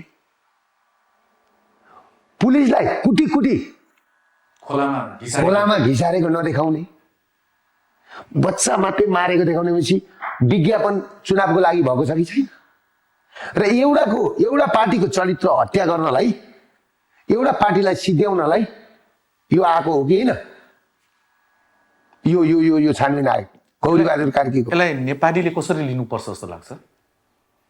यसलाई आवेशमा आएर जे देखायो त्यो देख्यो भनेर जोसिने हो कि यो भित्रको करेन्ट के हो, स्वार्थ के हो बुझ्नुपर्ने हो? नेपालीहरूले त यस्तो एउटा कुरो बुझ्दा हुन्छ, यो 78 वर्षको प्लानमा यहाँ आयो, 100 वर्षको प्लान हो, 100 वर्षको प्लान हो। अबको 22 वर्षमा इन्डिया टुक्राउन सुरु हुन्छ, फ्री टिबेटको मुभमेन्ट त सुरु भयो, दलाई लामा नेपालमै जन्मिँदैछ। हिमाचल प्रदेशमा दलाई लामा मर्ने बित्तिकै नेपालमा दलाई लामा जन्मिन्छन्। नेपालमा दलाई लामा जन्मिने बित्तिकै पहिलोचोटि चाइनाले नेपालमा बम हान्छ। यो काल्पनिक तपाईँको दृश्य हो कि यो मसँग एक प्रमाण छ, म मरेर जाउँला या अब म रहला। त्यो प्रमाण कहिले कहाँ कसरी कसलाई देखाउँदै हुनु? होइन, मैले 2013 मा मैले यहाँलाई भने त्यो प्रमाण कहिले कहाँ कसरी कसलाई देखाउन चाहनुहुन्छ या देखाउनु पर्छ? मैले आउने अहिले पनि यिनीहरूले त देख्नु बुझ्नुपर्छ। मैले अस्ति देखाएको थिएँ यो लास्ट चौथो भिडियोमा रिम्पोचे यहीँ जन्माउने भनेर 2013 मै यहाँ कुरा भएको थियो त। एनइडी वान अफ द फुटेज यहाँले एउटा प्रेस कन्फरेन्स भइरहेको जस्तो थियो। प्रेस कन्फरेन्स मैले देखाइदिएँ नि, जेन्युन रिम्पोचे नेपालमै जन्माउने। त्यसको सुरुवात त अस्ति यहाँ एयरपोर्टमा उ गरेर यहाँ पूजासुजा गरिसके उनीहरूले, एउटा सुरुवात गरिसके। एकछिन बिचमा रोके। सो त्यो फुटेज तपाईँले त्यसरी पब्लिक गर्दाखेरि कुनै पनि राज्यको निकायले परराष्ट्रको स्पेसली यो परराष्ट्रसँग जोडियो हुन त सबैसँग जोडिया छ, तर प्रत्यक्ष परराष्ट्र मन्त्रालयसँग जोडिया छ। त्यहाँबाट तपाईँलाई के हो कसो हो, किनभने परराष्ट्र नीति अन्तर्गत त होइन नि यो, त जुन हाम्रो सुमधुर सम्बन्ध दुई छिमेकीसँग हुनुपर्ने त्यसलाई त बिगार गर्ने भड्काउने कुरा हो नि। कसैले तपाईँलाई सोध्न आएन कि यो ल्याउनुहोस् त, यसको आधिकारिकता अलिक मलाई बुझाउनुहोस् त भनेर? हो, त्यसको लागि तपाईँलाई बयानको लागि बोलाए भए चाहिँ म पनि हो जानुपर्छ भन्थ्यो होला, तर जानुहुन्थ्यो। प्रमाण लिएर जान्थे, कसैले मागेको छैन। म सोध्थेँ उसलाई, तिमीले नेपालमा तिमीले त एउटा काम गर्नु पर्थ्यो, सालको 2 करोड पर्यटन भारतबाट भित्राउनु पर्थ्यो, 2 करोड पर्यटन चाइनाबाट भित्राउने काम गर्नु पर्थ्यो। नेपालमा परराष्ट्र मन्त्रालयको काम त्यो हो। तिमीले त्यो गर्नु पर्थ्यो। पर्यटन मन्त्री परराष्ट्र मन्त्रीले त्यो गर्नु पर्थ्यो, त्यो सम्झौता गर्नु पर्थ्यो। तर तिमीले यहाँ रिम्पोचे जन्माउने, यहाँ तिमी दलाई लामा जन्माउने, यहाँ सबै चाइना विरोधी तिमीले जो काम गर्छौ भनेदेखि नि त्यसको फल कसले पाउने हो? स्वयं हाम्रो देशले, हामी पछिको सन्तानले के पाउँछ? नखाएको विष खान्छ। विष बाउले खान्छ, छोराछोरीले भोग्नुपर्छ। दुर्गा अलिकति जेनजीको कुरा गरौँ। प्रधान सेनापतिका तपाईँ पुग्या हो कि उहाँले बोलाउनु भयो? प्रधान सेनापतिकोमा त प्रधान सेनापतिले नै बोलाएको। किन तपाईँलाई बोलाउनु भयो? किन बोलायो जस्तो लाग्यो? ओके, फोन आयो, हेडक्वार्टर आउनु पर्यो भनेपछि के सोध्दै जानुभयो? राति 1 बजी मलाई फोन आएको थियो, मेरो पिएलाई फोन आएको थियो, स्वकीय सचिवलाई। अनि उहाँ राति उठेर आउनुभयो। अनि त्यहाँबाट चाहिँ नि मलाई भन्नुभयो। अनि मैले के भने अहिले राति किन जाने तपाईँले? अनि मलाई फेरि फोन लगाएर दिनुभयो। मैले फोन लगाएर दिएपछि, शिव साहब अब अहिले राति किन आउने, बिहान आउला, अब सबै घटना त घटिसक्यो, बाँकी के छ र, भोलि बिहान आउला भनेर भने। ल 8:30 बजी आउनुहोस् न त भनेर भन्नुभयो। 8:30 बजी उहाँले 2टा स्कटिङको गाडी पठाइदिएको थियो मलाई। अनि म आफ्नो गाडीमा गएँ। म पहिलोचोटि हो त्यहाँ भित्र पसेको पनि। गइसकेपछि उहाँ आफै लिन आउनु भएको थियो। अब भित्र तपाईँलाई मैले अरू त अब त्यही हो कुरो। उहाँले बोलायो भनेपछि पहिलो शब्दहरू त उहाँबाट आयो होला नि त? उहाँबाटै आयो। उहाँले मलाई प्रस्ताव आयो होइन, उहाँले मलाई सुरुमा नेपालको झन्डा भएको ठाउँमा म अन्त्य बस्न खोजेको थिएँ, मलाई उहाँले त्यहाँ लगेर राख्नुभयो। त्यो राखिसकेपछि मैले एउटा कुरो के बुझेँ भने उहाँले एउटा ठुलै आश गर्नुभएको रहेछ। प्रधानमन्त्रीको प्रोजेक्सन गर्नुभयो नि मलाई त्यहाँ लगेर नेपालको झन्डा। अनि त्यो भएको ठाउँमा र उहाँ आफू जङ्गी अड्डाको झन्डा भयो। अतिथिसँग राख्ने ठाउँै त्यही हो, अतिथिसँग होइन। अनि मैले आफूले, म त एउटा साधारण मान्छे हो नि त, मैले अघि त तर अतिथि हो नि त, तपाईँलाई बोलाइया हो, तपाईँ जबरजस्ती गेट क्रास गरे होइन? अतिथि भन्नाले पनि त्यहाँ त त्यही टाइपको अतिथि हुन्छ। अनि नभए यता राखेको आउनुहुन्थ्यो। अनि मैले त्यसैले उहाँले मलाई के भन्नु भने, यो आन्दोलनको स्टेक होल्डर चाहिँ दुर्गाजी तपाईँ हो, खास गरेर तपाईँकै आन्दोलनलाई टेकेर यो आन्दोलन भएको हो भनेपछि मैले के बुझिसकेको थियो भन्दाखेरि यो स्टेक होल्डर तपाईँ हो। तपाईँले महाराज राजलाई लिएर गएर जुन मेचीमा सुरु गर्दाखेरि भ्रष्टाचार विरुद्धको सुरु गर्दाखेरि, व्यथिति विरुद्धको सुरु गर्दा तपाईँले जहिले व्यथिति विरुद्ध बोल्नुभयो। त्यसले गर्दाखेरि तपाईँ यो आन्दोलनको स्टेक होल्डर हो, त्यही भएर तपाईँले प्रधानमन्त्री सम्हालिदिनुहोस् भनेर मलाई भनेपछि बिचमा रोकी। अब रिवाइन्ड गरौँ 2-3 दिन, जहाँ तपाईँको घर दैलोमै आएर जेनजीका प्रतिनिधिहरूले अङ्कल यसमा नआइदिनुहोस् भन्न आए। भने करेक्ट हो त्यो भनेको हाम्रो हो तपाईँ यसमा आफ्नो एजेन्डा नघुसाउनुहोस् तपाईँ आफ्नो लडाइँ लडिरहनु भएको छ हामी आफ्नो छौँ भने सो त्यो भनेपछि कुन आधारमा यो जेनजी आन्दोलनको स्टेक होल्डर तपाईँ हो भनेर भनियो एक र यही कुर्सीमा रक्षा बम हुनुहुन्थ्यो उहाँले भन्नुभयो जब प्रधान सेनापतिले दुर्गा प्रसाई र राष्ट्रिय स्वतन्त्र पार्टी पनि यसको स्टेक होल्डर हो भनेपछि त्यो हामीलाई स्वीकार्य भएन र हामी झस्क्यौँ वा झस्क्यौँ भन्नुभएको छ हो अब कसरी भन्नुहोस् तपाईँ स्टेक होल्डर हो तपाईँलाई म भन्छु त अब म तपाईँलाई खास कुरा हुन्छ 2079 साल फागुन 1 गते राजालाई लिएर गएर मैले त्यो पानसमा दियो बाल्दाखेरि सबैभन्दा बढी भ्रष्टाचारको कुरो र कम्बोडियादेखिको केपी ओलीको फाइल ल्याएर खोल्ने मान्छे त म हो नि र साराका सारा व्यतिथिका विरुद्ध त म बोलेको हो नि यिनीहरू त कोही बोले होइन नि जुन कुराले ल्यान्डिङ पाएन ल्यान्डिङ पाएन तर पाउँछ एक दिन त्यो सत्य छ आरोप लाउनु भयो पुष्टि भएको छैन होइन पुष्टि भयो किनभने त्यो सेयर ट्रान्सफर भएको सुद्धा कागज मसँग छ पुष्टि पछि त कारबाहीमा जानुपर्ने होला नि त होइन कारबाहीमा एकछिन नि सरकार कसको थियो त्यस पछाडि त तपाईँको कुरो के थियो भन्दाखेरि नि यो देशमा त सरकार जसको छ त्यसले त जेल तोडेर भागेर सिंहदरबारमा आगो लगाउने आज चाहिँ प्रधानमन्त्रीको क्यान्डिडेट भएर हिँडेको देश हो यो जेलमा रहेर प्रधानमन्त्री भएको देश हो कुन चाहिँ कतिले मान्छे प्रधानमन्त्री भएको छ हेर्नुहोस् त मन्त्रीहरूको हेर्नुहोस् त कुन चाहिँ भएको छ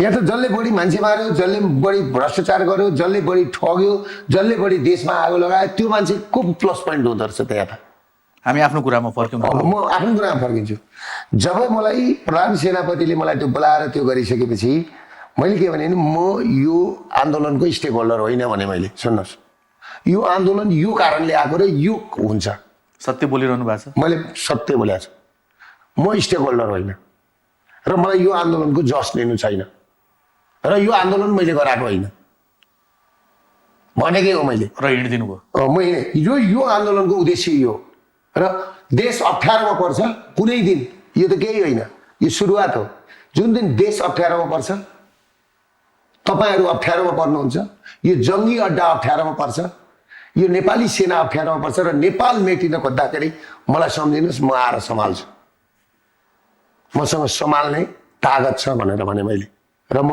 उठेर हिँडेँ र यो मैले के पनि भने यो आन्दोलन अर्कै उद्देश्यको लागि गरेको यो यसरी फुटाउन खोजेको हो यो भनेर मैले त्यो सेप्टेम्बर 7 र 8 र 9 मा घटना घट्यो सेप्टेम्बर 3 मै म तपाईँकै टिभीबाट भन्छु मैले नरेन्द्र मोदी भारतका माननीय प्रधानमन्त्री नरेन्द्र मोदी र चाइनाका राष्ट्रपति सी जिनपिङ महामहिम सी जिनपिङ भन्छ उहाँको सचिवालयमा मैले दुईटा त्यही एउटै लेखेर पठाइदिएको थियो यस्तो यस्तो हुँदैछ र अन्तिममा यहाँ यो हुन्छ र फ्री टिबेट मुभमेन्टको लागि यहाँ जेनजी मुभमेन्ट हुँदैछ भनेर मैले भनेर लेखेर पठाएको त्यो चिज छ नि मैले उहाँलाई सर पढ्न लगाएँ क्या उहाँलाई र अहिले मैले प्रधानमन्त्री हुन्छु भने पनि ऊ त्यहाँ भित्र छ रक्षा बम ओम प्रकाश अर्याल सबै आएका छन् त्यहाँभित्र त्यही दिन 3टा ग्रुप भएको थियो जेएनजीमा 3टा कोठामा 3टा ग्रुप राखेको थियो त्यो बाहिर पनि आएको थियो होइन अनि त्यहाँ झगडा सुरु भएको थियो उनीहरूको उद्देश्य अर्कै थियो अनि त्यस पछाडि त्यो 22-23 वर्षको एउटा बच्चै हो नि त रक्षा बम भनेको त्यहाँको त छोरीको उमेरकै हो होइन मेरो त छोरीकै उमेरको ऊ अहिले कत्रो हाइलाइट बनाएको छ जस्तो तपाईँले पनि ल्याएर इन्टरभ्यू लिनुभयो एकछिन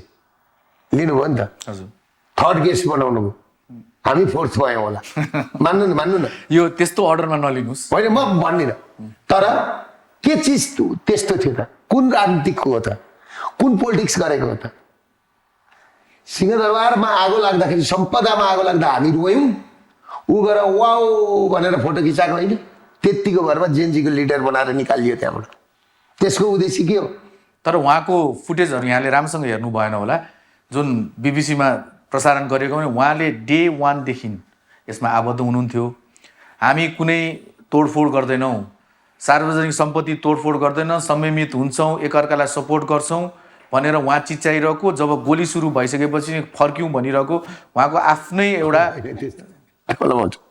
हामी के गर्दैनौँ यो गर्दैनौँ बच्चाहरूले भन्थ्यो, तर हामी के गर्छौँ त्यो कसैलाई थाहा छैन भनेर भन्थ्यो। तर के भयो उहाँ गएर उहाँले के गर्नु भने वाउ गरेको। तपाईँलाई म भनौँ एग्रेसिभ नहो भन्नु नि, सम्पदा दलेको छ सम्पदा। सिंहदरबार जल्नु भनेको नि आफू जल्नु हो सर, आफू जल्नु। आफू जलेर पनि नि सिंहदरबार बचाउनु पर्थ्यो, आफू मरेर पनि देश बचाउनु पर्छ, अनि मात्रै हाम्रो अस्तित्व रहन्छ भन्ने मान्छे हो म सिंहदरबार जल्दा देश बेचिँदा देश टुक्रिँदा नि खुसी हुने पात्र होइन, यो कुरा बुझ्नुहोस्। त्यही भएर आज तपाईँलाई थाहा छ मैले भने नि, मैले अस्तिको दिन बहस भयो यही विषयमा, मैले यही भने श्रीमान मैले बोलेको कुरा 2046 आन्दोलन भयो, 8 जना मान्छे मरे, पञ्चायत ढल्यो, बौद्ध लायो। 62-63 जनआन्दोलन भयो, 26 जना मरे, गणतन्त्र आयो। 84 24 घण्टामा 82 खरबको सम्पत्ति जलेर नाश भयो। जनताको सर्वोच्चता बचेको सर्वोच्च अदालत, सिंहदरबार, सम्पदादेखि लिएर जम्मै पुलिस चौकी थाना जम्मै सबै बर्बाद भयो। म के पाएँ त, के पाएँ परिवर्तन? एउटा कुरामा चाहिँ के विश्वस्त छुइनँ भने, र मलाई विश्वास लागिरहेको छैन, यी सबै संरचनाहरू जेएनजीले जलाएका हुन् भन्ने चाहिँ मलाई चाहिँ विश्वास छैन। नम्बर 1 कारण सर्वोच्च जलियो, त्यसको साइडमा भएको पुरातात्विक विभाग अर्थात् आर्कियोलोजी, त्यो भनेको जेएनजीले बुझ्या छ कि यो इतिहास भएको ठाउँ हो, यो मेट्नु हुन्न भनेर बुझ्या छन्। तर सर्वोच्चसँग जेएनजीको के दुश्मनी थियो र, विशेष अदालतसँग के दुश्मनी छ र? म तपाईँलाई त्यही त आउँदैछु त, जेएनजीले जलाएको होइन।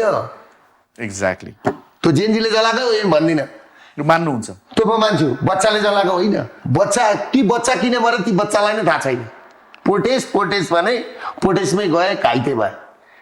उद्देश्य त के थियो भन्दाखेरि बहाना थियो, त्यो बहाना थियो। उद्देश्य चाहिँ के थियो? एकछिन त तपाईँको त्यो भन्ने त्यो बहिनी किन भोलिपल्ट सिंहदरबार जल्दाखेरि नि दुर्गा प्रसादहरूलाई नआऊ भन्ने, यिनीहरू हाम्रो आन्दोलन हो भन्ने, हाम्रो आन्दोलनमा तिमी खुट्टा नहाल भन्ने बालेन यिनीहरू, मिराज ढुङ्गानाहरू, रक्षा बमहरू हो नि त। अघि तपाईँले भन्नुभयो नि हाल भन्ने, उनीहरूको देश जस्तो गरेर सिंहदरबार जलाउन रहेछ नि त। हामी भए सिंहदरबार जलाउन दिन्न थियौँ क्या सर ठकुरीजी, यो कुरा बुझ्नुहोस्। र भोलिपल्ट अघिल्लो दिन त्यो घटनापछि भोलिपल्ट सिंहदरबार बोल्दाखेरि सिंहदरबारको अगाडि गएर वाउ गरेर फोटो खिच्ने कुन चाहिँ जेएनजी हो त त्यो? र तपाईँले के बुझ्नुहोस् भने जेएनजीबाट छानेर उनीहरूले पहिलो दिन गोली लागेर एकजना भाइ मेरोमा आएको थियो, जेम्स भन्ने, मैले जोगाएको। त्यो अहिले बालनको उसमा केन्द्रीय सदस्य भएर गएको थियो त्यो भाइ जेम्स, उही झापाको भाइ हो। ऊ म कहाँ आएको थियो, बालनको तपाईँ मिल्नु पर्यो भनेर। मैले के भने नि म सिंहदरबार सर्वोच्च अदालत भनेको नेपाल हो, नेपाल चलाउने छैन। सो म यहीँ आएँ। अब दुर्गा दाई, आयोग छ, कहिलेकाहीँ विश्वास गर्दा नि मजा आउँछ कि कुरुम न एकछिन प्रतिवेदनको रिजल्ट आउन दिउँ न, पहिल्यै क्वेसन लिक गरेर तैँले मलाई स्योर फेल गर्छस् भनेर टिचरलाई भन्नु भनेको त साँच्चै न्यु खोजे जस्तो पनि त हो नि। टिचरसँग विश्वास गरौँ न।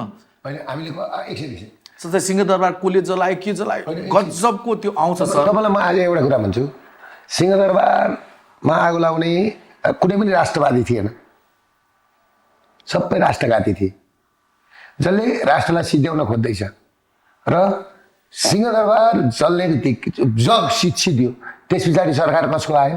र एकछिन आएको प्रतिवेदन आउनु पर्थ्यो नि। मैले अघि भने नि प्रतिवेदन त बिबिसीले दियो नि त।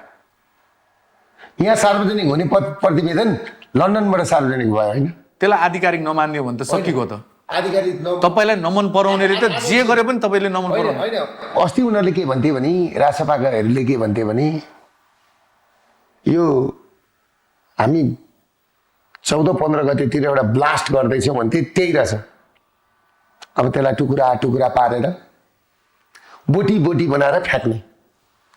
सोसियल मिडियामा त कुद्या छ मान्छे, ठिक छ कुदाउनु, सोसियल मिडियाले कहाँ पुर्याउँछ?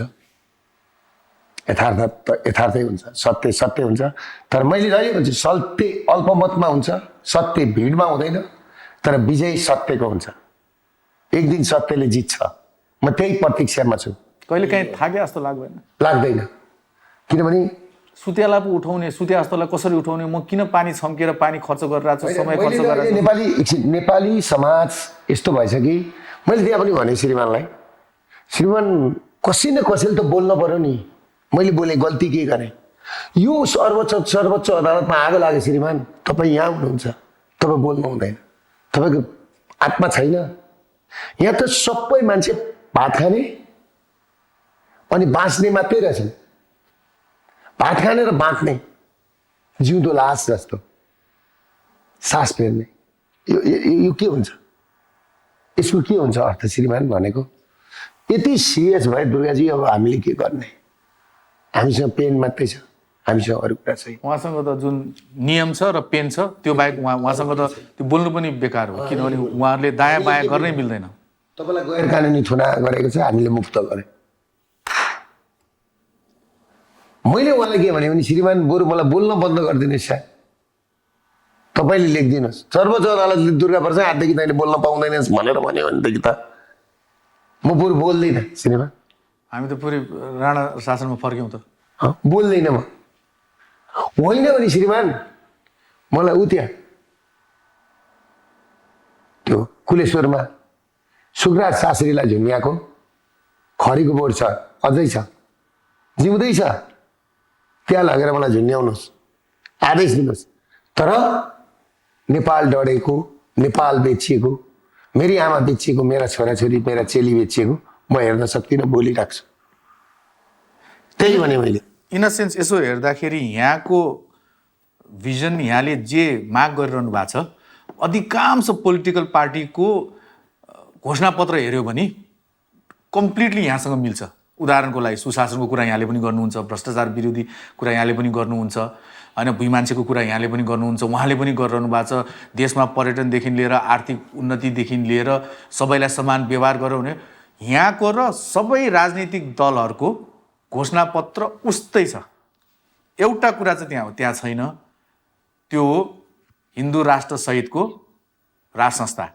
जुन फेरि राप्रपामा चाहिँ छ सो भने तपाईँ त राप्रपा प्लस यी विभिन्न अरू गणतान्त्रिक दलहरूको मिश्रणको नतिजा हो वा तपाईँको सोच उत्तिकै हो किन होइन तपाईँले के नयाँ कुरा गर्नुभएको छ जुन राजनीतिक दलले गरेको छैन होइन मैले गरेको कुराहरू दुई तिनवटा कुरा छ मैले गरेको छ 2028 सालमा मेरो हजुरबुवा 2021 सालमा झापामा सिनेमा हल खोल्ने हो मेरो हजुरबुवा मेरो आमाको बुवा त्यस्तो मेरो हजुरबुवालाई आजको दुर्गा प्रसाई जस्तो क्या उद्योग खोल्ने त्यतिखेर आजको दुर्गा प्रसाई जस्तोलाई भाला रोपेर मार्ने क्या क्रान्ति नेपाली उद्योगपति झापामा धर्मप्रसाद ढकाल विष्णुप्रसाद विमली लगायत मान्छेहरूलाई चाहिँ 28 सालमा मारे यिनीहरूले र आज के गरे सामन्ती भनेर मारे र आज मारवाडीसँग पार्टनर गरे एउटा त्यो पनि मैले नजिकबाट हेरेँ प्रचण्ड कमरेड प्रचण्ड कुनै जमानामा मेरो बाउ र छोराको जस्तो सम्बन्ध पनि थियो तपाईँ फेरि सम्बन्ध गाँस्दिहाल्नु होइन गाँस्ने होइन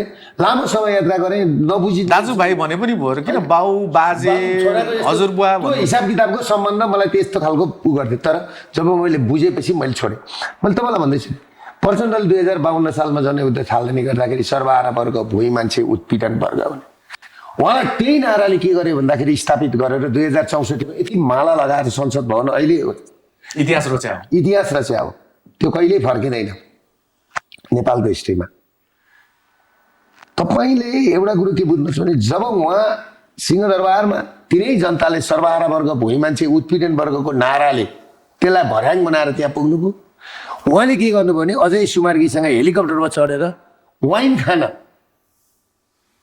टिस्टुङका 5 स्टार होटलमा गएपछि नि त्यहाँबाट बिग्रेको हो क्या र माओले के भनेको छ भने नि विचार सही र लक्ष्य सही छ भने नभएका चिज पनि प्राप्त हुन्छन् विचार गलत र लक्ष्य गलत भयो भने प्राप्त भएका चिज पनि गुम्छन् भनेको छ हेलिकप्टर चढ्नु गलत हो होइन वाइन खानु गलत हो होइन खुवाइरहेछ भने खाए त होइन त्यो होइन त्यो म होइन भन्दिनँ गलत होइन गलत हो पनि गलत होइन पनि हिजो कुन धरातलबाट आएको थियो र के भनेर आएको थियो र कसको भर्याङ टेकेर आयो र आज तिमीले कोसँग दोष तयारी गर्दैछौ मैले अघि भने नि 28 सालमा नेपाली उद्योगपति मार्ने यहाँ आएर मारवाडीसँग कुरा गर्ने पार्टनरसिप गर्ने 52 सालमा जनयुद्ध थाल्दाखेरि त्यो गर्ने 17,500 को होलीले सधैँ उ गरेर त्यो ठाउँमा पुग्ने रगत पनि त गयो होला नि 17,500 खरबौँको सम्पत्ति बम बाणिङले ध्वस्त भयो नि त्यतिखेरको घटनाले देश त 50 वर्ष ब्याक भयो होला नि।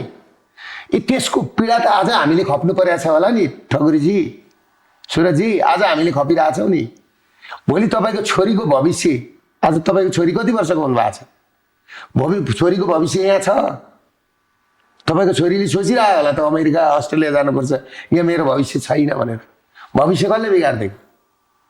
त्यो भविष्यको खोजीमा छ कि दुर्गा प्रसाद, ती बच्चाहरूको भविष्यमा खोजीमा ती बच्चाहरू यहीँ पढ्नुपर्छ। तपाईँलाई म आज एउटा कुरा भन्छु, दुर्गा प्रसादले मात्रै ठेक्का ल्यायो त होइन, कसै न कसैले त किन महाभारतको लडाइँ कि भगवान् कृष्णले मात्रै ठेक्का लिएको थियो त, जिते त। तपाईँ अहिलेको कृष्ण एकछिन हुनसक्छ, म हुँ भन्दिनँ, हुनसक्छ। वा त्यो भूमिका खेल्न चाहनुहुन्छ? मैले खेलिरहेको छु त। आज मसँग उज्यालो हुँदाखेरि किन मैले लडाइँ लडेर हिजो 16% ब्याज थियो, आज 6% मैले आएको त। राहत त बनायो नि, तपाईँहरूलाई पनि बनाएको होला नि। इएमआई त तपाईँहरूले पनि घरको तिर्नु पर्ला, गाडीको तिर्नु पर्ला, होला नि त। 1 करोडको सालको 16 लाख तिर्नु पर्थ्यो भने आज 6 लाख तिर्नुपर्छ। 10 लाख त मैले बचाइदिएँ, कसरी त्यति त गर्नुपर्छ मात्रै बचाऊ होइन। किन हाम्रो आन्दोलन हेर्नुहोस्, हिजो हामीले यो आन्दोलन सुरु गर्नुभन्दा पहिला कहाँबाट उठेको छ?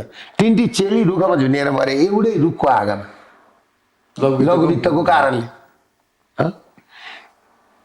लघुवित्त र सहकारीका मान्छेहरू घरमा जाँदाखेरि महिलाहरू नि हातमा गाम्चा बोकेर भाग्थे जङ्गलमा, अनि दिनभरि जङ्गलमा बसेर राति आउँथे कि घरमा।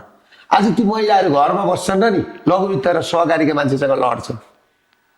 त्यो तागत दिएको छ हाम्रो आन्दोलनले। झुन्डिएर मर्नु हुँदैन, बाँचेर लड्नुपर्छ भन्ने तागत दिएको छ हाम्रो अभियानले। त्यसले गर्दाखेरि तपाईँको दुर्गा प्रसाद भएको। अलिकति राप्रपा राष्ट्रिय प्रधान, म राष्ट्रिय प्रजातन्त्र पार्टी भन्छु। अब तपाईँलाई म एउटा कुरा भन्दै, यिनीहरूले गर्दै गए है, मैले कम लिस्ट दुइटैको भने है। राप्रपा त अब तपाईँको के भयो भने ठ्याक्क राजा देखाउने, हिन्दू राष्ट्र देखाउने, चुनाव बटुल्ने। तपाईँको म एकदमै मूर्ख मान्छे, मलाई एउटा कुरा बुझाइदिनुहोस् न। कस्तो राजतन्त्रको एजेन्डा बोकेर हिँडेको पार्टी हो जो गणतान्त्रिक मुलुकमा गणतान्त्रिक सरकारको उप र परराष्ट्र मन्त्री खान्छ, उप प्रधान र परराष्ट्र मन्त्री खान्छ, र उसले के भन्छ भने मेरो एजेन्डा राजतन्त्र हो। म बुझ्नै सक्दिनँ, मलाई बुझाइदिनुहोस् न। अब बुझाइदिन्छु, त्यही भएर राजाले पत्याइदिनु पर्ने। त्यही भएर यसपालि सबैभन्दा ठुलो के भयो थाहा छ धोका? मैले कमसेकम 18 वर्ष राजालाई फ्याँकेको 18 वर्ष पछाडि क्याबिनेटबाट त पास गराएँ। बौद्ध किराँत सहितको हिन्दू अधिराज्य र संहिता खारेज र राज संस्था स्थापनाको लागि संविधान संशोधन आयोग गठन गर्ने भनेर मैले क्याबिनेटबाट पास गराएँ। त्यो कुरालाई अपनत्व लिएर उनीहरू चुनावमा जानु हुँदैन थियो। यत्रो वर्ष 18 वर्ष ढाँट्नु भयो राजेन्द्र दाईहरूले, अहिले जानु हुँदैन थियो। तर यो पल्ट आएर राजाले पनि खप्ता गरेर यसपालि राजाले के भन्नुभयो भने यो चुनावले केही पनि दिँदैन। मैले सिधै चुनाव गर्न दिन्न भने एकछिनलाई चुनाव हुँदैन भने, तर राजाले राजसी भाषामा के भन्नुभयो भने यो चुनावले निकास दिँदैन, चुनाव गर्नु राम्रो होइन, पहिला सर्वपक्षीय निकास निकालौँ त्यस पछाडि चुनावमा जाउँ भन्नुभयो नि त। त्यसले गर्दाखेरि सबैभन्दा डन्डा कसलाई पर्यो भन्दाखेरि राप्रपालाई पर्यो। र म अहिले पनि भन्छु यहाँबाट राजेन्द्र लिङ्गदेन दाईलाई, दाई तपाईँ यो चुनाव छोडेर तपाईँ ब्याक हुनुहोस्। अहिले तपाईँले उहाँले के खोजिरहनु, पुलमुनि मान्छे बगाएर पुलमाथि खोजिराख्नु भएको छ कि यति। चुनाव भनेको चुनाव शब्द मात्र होइन दुर्गा दाई, जुन यहाँलाई मैले बुझाइरहनु पर्छ जस्तो लाग्दैन। राज्यको साधन स्रोत द्रव्य सबै प्रयोग भएको छ। एउटा तपाईँले आफै सोच्नु त, संसारको कुन राष्ट्रले तपाईँलाई चाहिँ एउटा जिम्मेवार नागरिक भन्ला जहाँ तपाईँ चुनाव गर्नु भनेको देशलाई खाल्टोमा लग्नु हो भनिरहनु भएको छ? कुन राष्ट्र छ होला यो पृथ्वीमा जसले तपाईँलाई चाहिँ कस्तो जिम्मेवार नागरिक भन्ला यो ल्याङ्ग्वेज, यो लाइन बोल्दाखेरि? चुनाव नै त हो नि, होइन र त्यसको विकल्प त के पनि छैन नि। होइन, चुनावको विकल्प चुनावै भन्ने कुरा त त्यसो भए 84मै गरेको हुन्थ्यो नि त, किन गरियो त अहिले किन गरियो त? हाम्रो कुरा मेरो भनाइ के छ भने के चुनावै गर्नु थियो भने नि रेगुलर चुनाव 84 मा हुन्थ्यो नि त। तर अहिले रेगुलर सिचुएसन छैन नि दुर्गा दाइ। त्यो कसले बनायो त?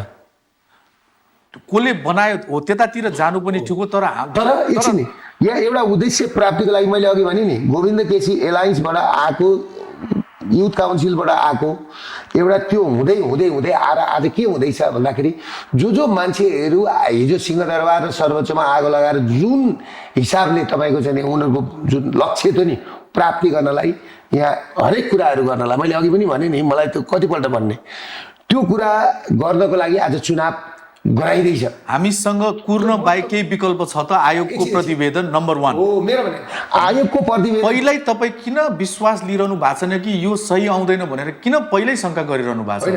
यो त सही आउँदैन। बिहान सूर्योदय हुन्छ भनेर सोच्नु मिठो होइन, राम्रो होइन र? यो बिहान सूर्योदय हुन्छ भने चाहिँ प्राकृतिक कुरा हो, यो हुन्छ नै। सो यसलाई पनि प्राकृतिक बनाउनेतिर पो हाम्रो प्रेसर हुनु पर्यो। प्राकृतिक बन्न खोजेन नि, बन्न खोजेको थियो भने हामी पनि मान्थ्यौँ। जस्तो हाम्रो भनाइ के छ भन्दाखेरि अहिले पनि सिङ्गो राजाले पनि बोलिसक्नुभयो नि, बडा महाराज धीराज पृथ्वीनारायण शाहको लिगेसी बोकेको राजा ज्ञानेन्द्र, बडा महाराज धीराजको लिगेसी बोकेको सेना, नेपाल सेना, श्री 5 को सेनालाई हिजो पृथ्वीनारायण शाहको सेना, आज त्यतिखेर श्री 5 को सेना थियो, अहिले नेपाल सेना भएको छ। आज नेपाली सेनालाई प्रयोग गरेर 1 महिना अगाडि नेपाली सेनालाई फसाइदिएछ कि विश्वको इतिहासमा यसरी सेना 1 महिना अगाडि प्रयोग गरेर हेर्नुहोस्, बुथ नेपाली सेनालाई जिम्मा दिएर घर घरमा सेना पठाएर कस्तो चुनाव गरिँदैछ। म त अझ यसलाई सुरक्षित चुनावको रूपमा पनि लिन सक्छु। होइन सेना एकछिन होइन र आफै भन्नुहोस् त। होइन यो चुनावलाई, यो चुनाव हुँदाखेरि सेनाप्रति सबै नेपालीको सम्मान छ छैन? होइन छ कि छैन भन्नुहोस् न। होइन सेना भन्नासाथ हरेक नेपाली नतमस्तक हुन्छ। अस्तिको दिन निस्केपछि सेनाप्रति अलिकति उ भएन। मैले किन भनेको सेनाले सेनाको भूमिका गर्दैछ, किनभने सेना भनेको त अन्तिम विकल्प हो नि हाम्रो। सेनै सकियो भने नि देश सकिन्छ। तपाईँले कुन नेपालीले आज चुनावको विश्वासनता मानेको छ कि जहाँ कि चुनावको दिन मात्रै सेना निस्किन्थ्यो यसो 4-5 घन्टा बाहिर बाटोमा, तर आज त 1 महिना अगाडि सेना परिचालन गरेर जुन चुनाव हुँदैछ, जुन चुनाव गराइँदैछ, जाऊ नेपालीहरू म भन्छु चुनाव गर, हाल भोट। तर तिमीहरूकै देश सक्दैछौ। म मात्रै मेरो मात्रै जिम्मेवारी होइन। मैले कति भन्नु, मैले त चुनाव गर्न दिन्न भनेर मैले भनेको होइन। मेरो भनाइ के हो, यो मौका आएको छ। तपाईँ एउटा नमिलेका कुरामा संविधान मिलाउँ, राज संस्था ल्याउँ, हिन्दू अधिराज्य बनाउँ, संहिता खारेज गरौँ, हामीलाई भारी भएको चिज, अनि जाउँ न चुनावमा। म पनि जान्छु चुनावमा। दुर्गा प्रसाईले जे भन्यो त्यो मान्यो भने मात्रै देश बस्ने हो त भने? होइन, त्यति मात्रै हो त? तपाईँले मैले भने मान अनि मात्रै देश बच्छ, नत्र देश डुब्छ भन्ने त्यो त कुनै तर्कै भएन नि दुर्गा दाइ। यो पनि गरौँ होइन, सल्लाह सुझाव दिनु, आफ्नो ठाउँमा आफ्नो प्रतिक्रिया राख्नु। तपाईँको यो सरकार लिगल सरकार हो। जुन दिन सरकार इटसेल्फ इज लिगल। होइन, हुँदैन। सरकार भन्ने तपाईँमा ट्याग लागिसक्यो, तपाईँ लिगल हो। यिनीहरूले के भन्छ थाहा छ? संविधान मान्नु पर्यो भन्छ सुशीला कार्कीले। ओम प्रकाश अरियालले संविधान मान्नु पर्यो भन्छ। यो राष्ट्रपति संविधान मान्नु पर्यो भन्छ। तर जुन दिन सुशीला कार्कीलाई, त्यही जुन दिन म प्रधानमन्त्री भएको थिएँ भने पनि म वैधानिक प्रधानमन्त्री हुने थिएन, संविधान अनुसारको प्रधानमन्त्री हुने थिएन। किन हुँदैन थिएन भनेदेखि संसदबाट संविधान ल प्रधानमन्त्री भयो, न के भयो। जुन दिन सुशीला कार्की प्रधानमन्त्री भइन् नि त्यही दिन संविधान सकियो, त्यहीबाट संविधान सिद्धियो त। अब मैले भन्न खोजेको त्यो संविधानमा नमिलेका कुरा मिलाउँ न, या 2047 को संविधान जगाउँ न। कति द्वन्द्वमा हाल्ने? यो चुनावले त नि निकास दिँदैन, झन् हङ पार्लियामेन्ट हुन्छ। खाली पेटले स्वाद हेर्दैन के दाइ, यो बुझ्नुहोस्। यसमा नुन छैन, खुर्सानी धेरै भयो, अमिलो भयो भन्दैन। जब तपाईँ खाली पेट हुनुहुन्छ, तपाईँलाई फुक्को तातो भात दिए पनि त्यो जस्तो मिठो भोजन केही हुँदैन। सो लाग्दैन देशलाई त्यतिखेरको स्थितिमा ऊ जब भोकाएको थियो, उसलाई तातो भात पस्किँदाखेरि अब यसमा नुन हाल या यो पुगेन त्यो पुगेन भन्नुभन्दा जुन तपाईँले कतिको वैधानिक छ छैन भन्ने कुरा, त्यो बेस्ट सल्युसन थियो होला नि, होइन र? होइन, थिएन। त्यसको विकल्प के थियो? मैले चिफ साहबलाई के भनेको थिएँ भनेदेखि चिफ साहब तपाईँले प्रधानमन्त्री नबनाउनुहोस् अहिले कसैलाई पनि। यो स्थिति आयो टेक ओभर गर्नुहोस्, आफै सैनिक शासन लाउनुहोस्, संविधान संशोधन गराउनुहोस्, चुनाव गरौँ, अनि चुनावमा जाउँ। त्यति सरल र त्यतिको किन त्यो हुन्थ्यो नि, आखिर त्योभन्दा त अहिले गएर जिम्मेवार तरिकाले गयो नि त, अवैधानिक तरिकाले गरेको चुनाव हो नि त यो त। तर अब आज लम्पट भएर राजनीतिक दलहरू पनि गए है, केपी ओलीहरू। त्यो सरकारले एउटा म्यान्डेट पाएको थियो, फर्स्ट सेटल डाउन, के कस्तो भयो पहिला घाउ सरकारको म्यान्डेट के हो तपाईँलाई थाहा छ? सिंहदरबार सर्वोच्च अदालतमा आगो लाउने, आगो लगाएको बेलामा सुशीला कार्कीलाई अगाडि ल्याउने, सुशीला कार्कीलाई कराउन लाउने, सुशीला कार्कीलाई प्रधानमन्त्री बनाउने। त्यस पछाडि तपाईँको के गर्ने भन्दाखेरि 84 को चुनाव 82 मा गर्ने। त्यो गरेन भने दुर्गा परसाईको आन्दोलनले अब हिन्दू राष्ट्र पनि ल्याउँछ, राष्ट्र संस्था पनि ल्याउँछ भनेर यो घटना चैत 15 गते मलाई मार्न खोजेको थियो। त्यो घटना हुन्छ, अब दुर्गा परसाईले छोड्दैन भनेर, दुर्गा परसाई बिक्दैन, दुर्गा परसाईले छोड्दैन, कि त दुर्गा परसाईलाई मार्नु पर्यो, मार्न सक्ने स्थिति पनि छैन अहिले। पहिला लगेर गाडी हाले जस्तो, झुक्किएर उगारे जस्तो। ओके, तपाईँले जति पनि अहिले सिचुएसन भन्नुभयो, यसको गर्नलाई, यस्तो गर्नलाई, त्यसलाई यो बनाउनलाई भन्नु नि, त्यो तपाईँलाई लाग्यो हो नि? लाग्यो होइन, सत्य हो। तपाईँलाई लागेको कुरा होइन दुर्गा सर, अहिले चाहिँ के भनौँ, तपाईँलाई लागेको कुरा हो, एउटा नागरिकको रूपले तपाईँले आफ्नो लागेको भावना अभिव्यक्त गर्न मजाले पाउनुहुन्छ। सो म चाहिँ अहिले तपाईँले व्यक्त गरेको भावना तपाईँको व्यक्तिगत नितान्त धारणा होको रूपमा म त लिन्छु। यसलाई पुष्टि गर्नलाई त तपाईँले प्रमाणसहित त जनतामा जानुहोस् न। एकछिन त्यो जनतामा जाने होइन, जनतामा जाने हो त म 84 मा गइहाल्थेँ नि। मैले अघि भने त तपाईँलाई 46 मा आन्दोलन भयो, पञ्चायत ढल्यो, 8 जना मर्दा। 62 मा 26 जना मर्दा गणतन्त्र आयो। यहाँ 75 जना मर्दा के आयो त? चुनाव मात्रै आयो। चुनावमा आएर अनि फलानु मान्छेलाई प्रधानमन्त्री बनाउने हो, म्यान्डेट दिएको मात्रै हो। अनि चुनावका अगाडि सार्वजनिक हुनुपर्ने, 2 महिना अगाडि नै सार्वजनिक गर्नुपर्ने त्यो डेट छपेर। हुन त जेएनजीको मागमा न त्यहाँ सरकार ढाल्ने थियो, न चुनाव गर्ने थियो, न केपी शर्मा ओलीको राजीनामा मागिएको थियो, न रमेश लेखकको राजीनामा मागेको थियो। उहाँहरूको 2-3टा मात्र साधारण एजेन्डा थिए। हाम्रो ट्याक्सको पैसा कहाँ गइरहेछ हामीलाई देखाइदेऊ, सुनाइदेऊ, भनिदेऊ। हो, भ्रष्टाचारको सुशासन पनि एक्ज्याक्ट। पहिला त्यो भ्रष्टाचार किन भइरहेछ, कसो भइरहेछ, किन रोक्दैनस् तिमीहरू। दोस्रो, जुन हाम्रो ट्याक्स छ, तुलनात्मक रूपमा नेताहरूका छोराछोरीको जीवनशैली देखेर यो हाम्रो त ट्याक्स कतै होइन भनेर उहाँको त्यो कौतूहलता। र तेस्रो, जब यी 2 कुरालाई हामीले सोसियल मिडिया युज गरेर चाहिँ फैलाउन थाल्यौँ, त्यहाँ ब्यान गरियो भने यो 3टाको मात्रै माग थियो। हो 3टाको माग थियो। त्यो माग चाहिँ एउटा पुरा नहुने त्यो माग। सो एकछिनलाई यही माग पुरा गर्नलाई त सायद इलेक्सन भइरहेछ होला। होइन, सोसियल मिडिया त खोलिहाल्यो, त्यही दिन खोल्यो रह्यो 2टा कुरा। हाम्रो ट्याक्स कहाँ गइरहेछ र एन्टी करप्सन त्यो त कुरै भएन, त्यसको त च्याप्टरै क्लोज भयो। सबैको धारणा पत्रमा, घोषणा पत्रमा यही त छ नि, होइन? तपाईँलाई एउटा फाइल खोल्छु भन्ने। तपाईँले कसले फाइल खोल्दो रहेछ? एउटा फाइल खोलेर एउटा नेता नि यिनीहरूले थुनेछन् भने नि यही देशमा तपाईँ र म फेरि इन्टरभ्यू दिउँला। सर, भोलि बिहान उठेर मलाई टोइलेट जानु छ भन्दैमा राति भात नखाए त सुत्ने होइन होला नि त? होइन, जानु त पर्यो नि। तपाईँलाई राति भात नखाए पनि रेगुलर प्रोसेस हो, त्यो बनिन्छ, त्यो ठुलो कुरो होइन।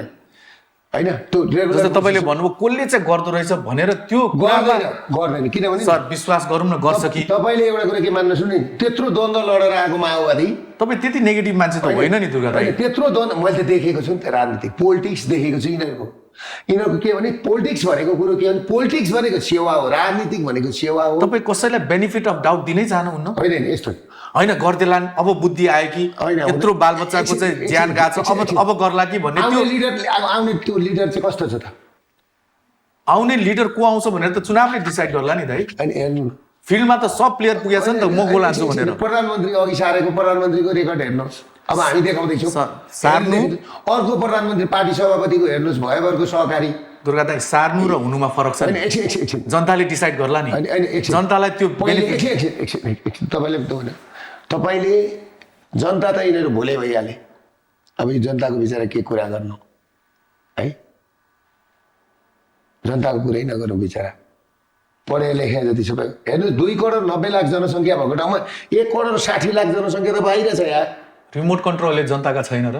किनभने उहाँले रिमोट कन्ट्रोल त जनताका हो नि, कुन च्यानल हेर्ने भनेर। म कुन च्यानल हेर्छु भनेर रिमोट कन्ट्रोल त जनतालाई चुनावले दिए होइन र? होइन यो दिएको छैन। हेर्दै जानुहोस् तपाईँ, हेर्दै जानुहोस्। जनतालाई दिएको थियो भने नि उहिल्यै देश बनिसक्थ्यो। जनतालाई रिमोट कन्ट्रोल दिएको थियो भने यिनीहरूले दिन्छन्, भोलि पर्सि मिलेर खान्छ। पर्छन् यो देशमा विपक्ष खोइ विपक्ष दुर्गा प्रसाद छ त हो। एकछिन म त विपक्ष खोइ प्रचण्ड केपी रवि मिले आउनु कि होइन नयाँ पार्टी, फेरि केपी र कम्युनिस्ट ठ्याक्कै 36 को आँकडा पनि मिले। जसरी तपाईँ राजतन्त्र सिद्धाउन पहिला आफ्नो यात्रा सुरु गर्नुभयो र आज जोगाउनमा जानुहुन्छ, सायद यी पोलिटिकल पार्टीहरूलाई पनि त्यस्तै बुद्धत्व प्राप्त भएर अवचेतना भयो कि हुँदैन। त्यो डाउट किन तपाईँलाई मात्रै हुने? तपाईँ मात्रै सचिने, तपाईँले मात्रै चाहिँ रियलाइज गर्ने, अरूले चाहिँ नगर्ने भन्नु आइहाल्छ नि, देखिहाल्नुहुन्छ नि। त्यही त हुन दिनुहोस् न त भनिरहेको छु। गर्न दिउँ, आशा राख्दिउँ न दुर्गा दाइ। आशा बिना त जीवनमा मानिससँग भएको आशा त हुने। मैले एउटा कुरो मैले त भोगेको छु प्रत्यक्ष, म त आशा राख्दिनँ। आशा भन्ने कुरा दुर्गा दाइ मैले यहाँलाई बुझाइराख्नु पर्दैन, म यहाँभन्दा धेरै कनिष्ठ छु। मानिसले अर्को हप्ता भेटौँ भन्छ, उसलाई के थाहा छ ऊ अर्को हप्तासम्म बाँच्छ भनेर? तर गरिन्छ नि। 5 वर्षको लोन तपाईँले कति वर्षको लोन लिनुभयो? कति वर्षको सम्म तिर्छु भनेर लिनुभयो? मैले त 2032 सम्ममा भने कहिले लिनुभएको थियो? मैले लिएको कति भयो? 2013 मा 14 मा 20 वर्षको लोन लिनुभएको थियो नि। आशावादी होइन त तपाईँ? म 20 वर्ष बाँच्छु, 20 वर्ष मेहनत गर्छु र लोन लिन्छु भने। मेरो त प्रोजेक्ट लोन हो नि त, प्रोजेक्टले तिर्ने हो नि त। म त त्यहाँको पात्र मात्रै हो। म त हेर्नुहोस्, तपाईँले के बुझ्नुहोस् भने एकजना विद्वानले भनेको छ क्या, तिमी 1 वर्षलाई सोध्छौ भने अन्न रोप, तिमी 50 वर्षलाई सोध्छौ भने रुख रोप, तिमी हजारौँ वर्षलाई सोध्छौ भने शिक्षा रोप, स्वास्थ्य रोप। मैले त हजार वर्षको यात्रा तय गरेछु, मेरो त आयु गति चाहिँ यति छ। सो मैले यहाँलाई विनम्र आग्रह गरेको एउटा अग्रजको रूपमा, जसलाई नेपाली समाजले सुन्छ, बुझ्छ, जसको कुराहरू ग्रहण गर्न थाले, तपाईँ एक्लै हिँडिरहेको छैन। तपाईँलाई राम्रो तरिकाले अहिलेको पोलिटिक्सले कहाँ पुर्यायो भन्दाखेरि, जुन मलाई अरू कुरामा केही होइन, जुन पोलिटिक्सले त्यहाँ पुर्यायो नि, यो पुर्यायो नि नेपाललाई अहिले जुन ठाउँमा लग्यो नि इलेक्सनमा, जुन चुनाव भन्दैछन्, मध्यवधि चुनाव के भन्छन्? मध्यावधि चुनाव। मध्यवधि भयो नि त। मध्यवधि चुनावमा पुर्यायो नि। यो 2015 सालमा पनि यही भएको बहुमत आएको, 2051 सालमा पनि बहुमती आएको थियो काङ्ग्रेसको, 2064 सालमा पनि माओवादीको आएको थियो। अब कसको आउँछ मलाई थाहा छैन है। तर तपाईँलाई म के भन्छु भने यो निकास होइन, यसले निकास पोलिटिक्स यहाँ अर्कै भइरहेको छ, भू राजनीतिक। यसले गर्दाखेरि भारत टाइम पनि हुन लाग्यो होला। भारत र नेपाल र नेपालीहरूको, भारत र चाइना र नेपाल र नेपालीहरूको ढाल भन्छ नि, ढाल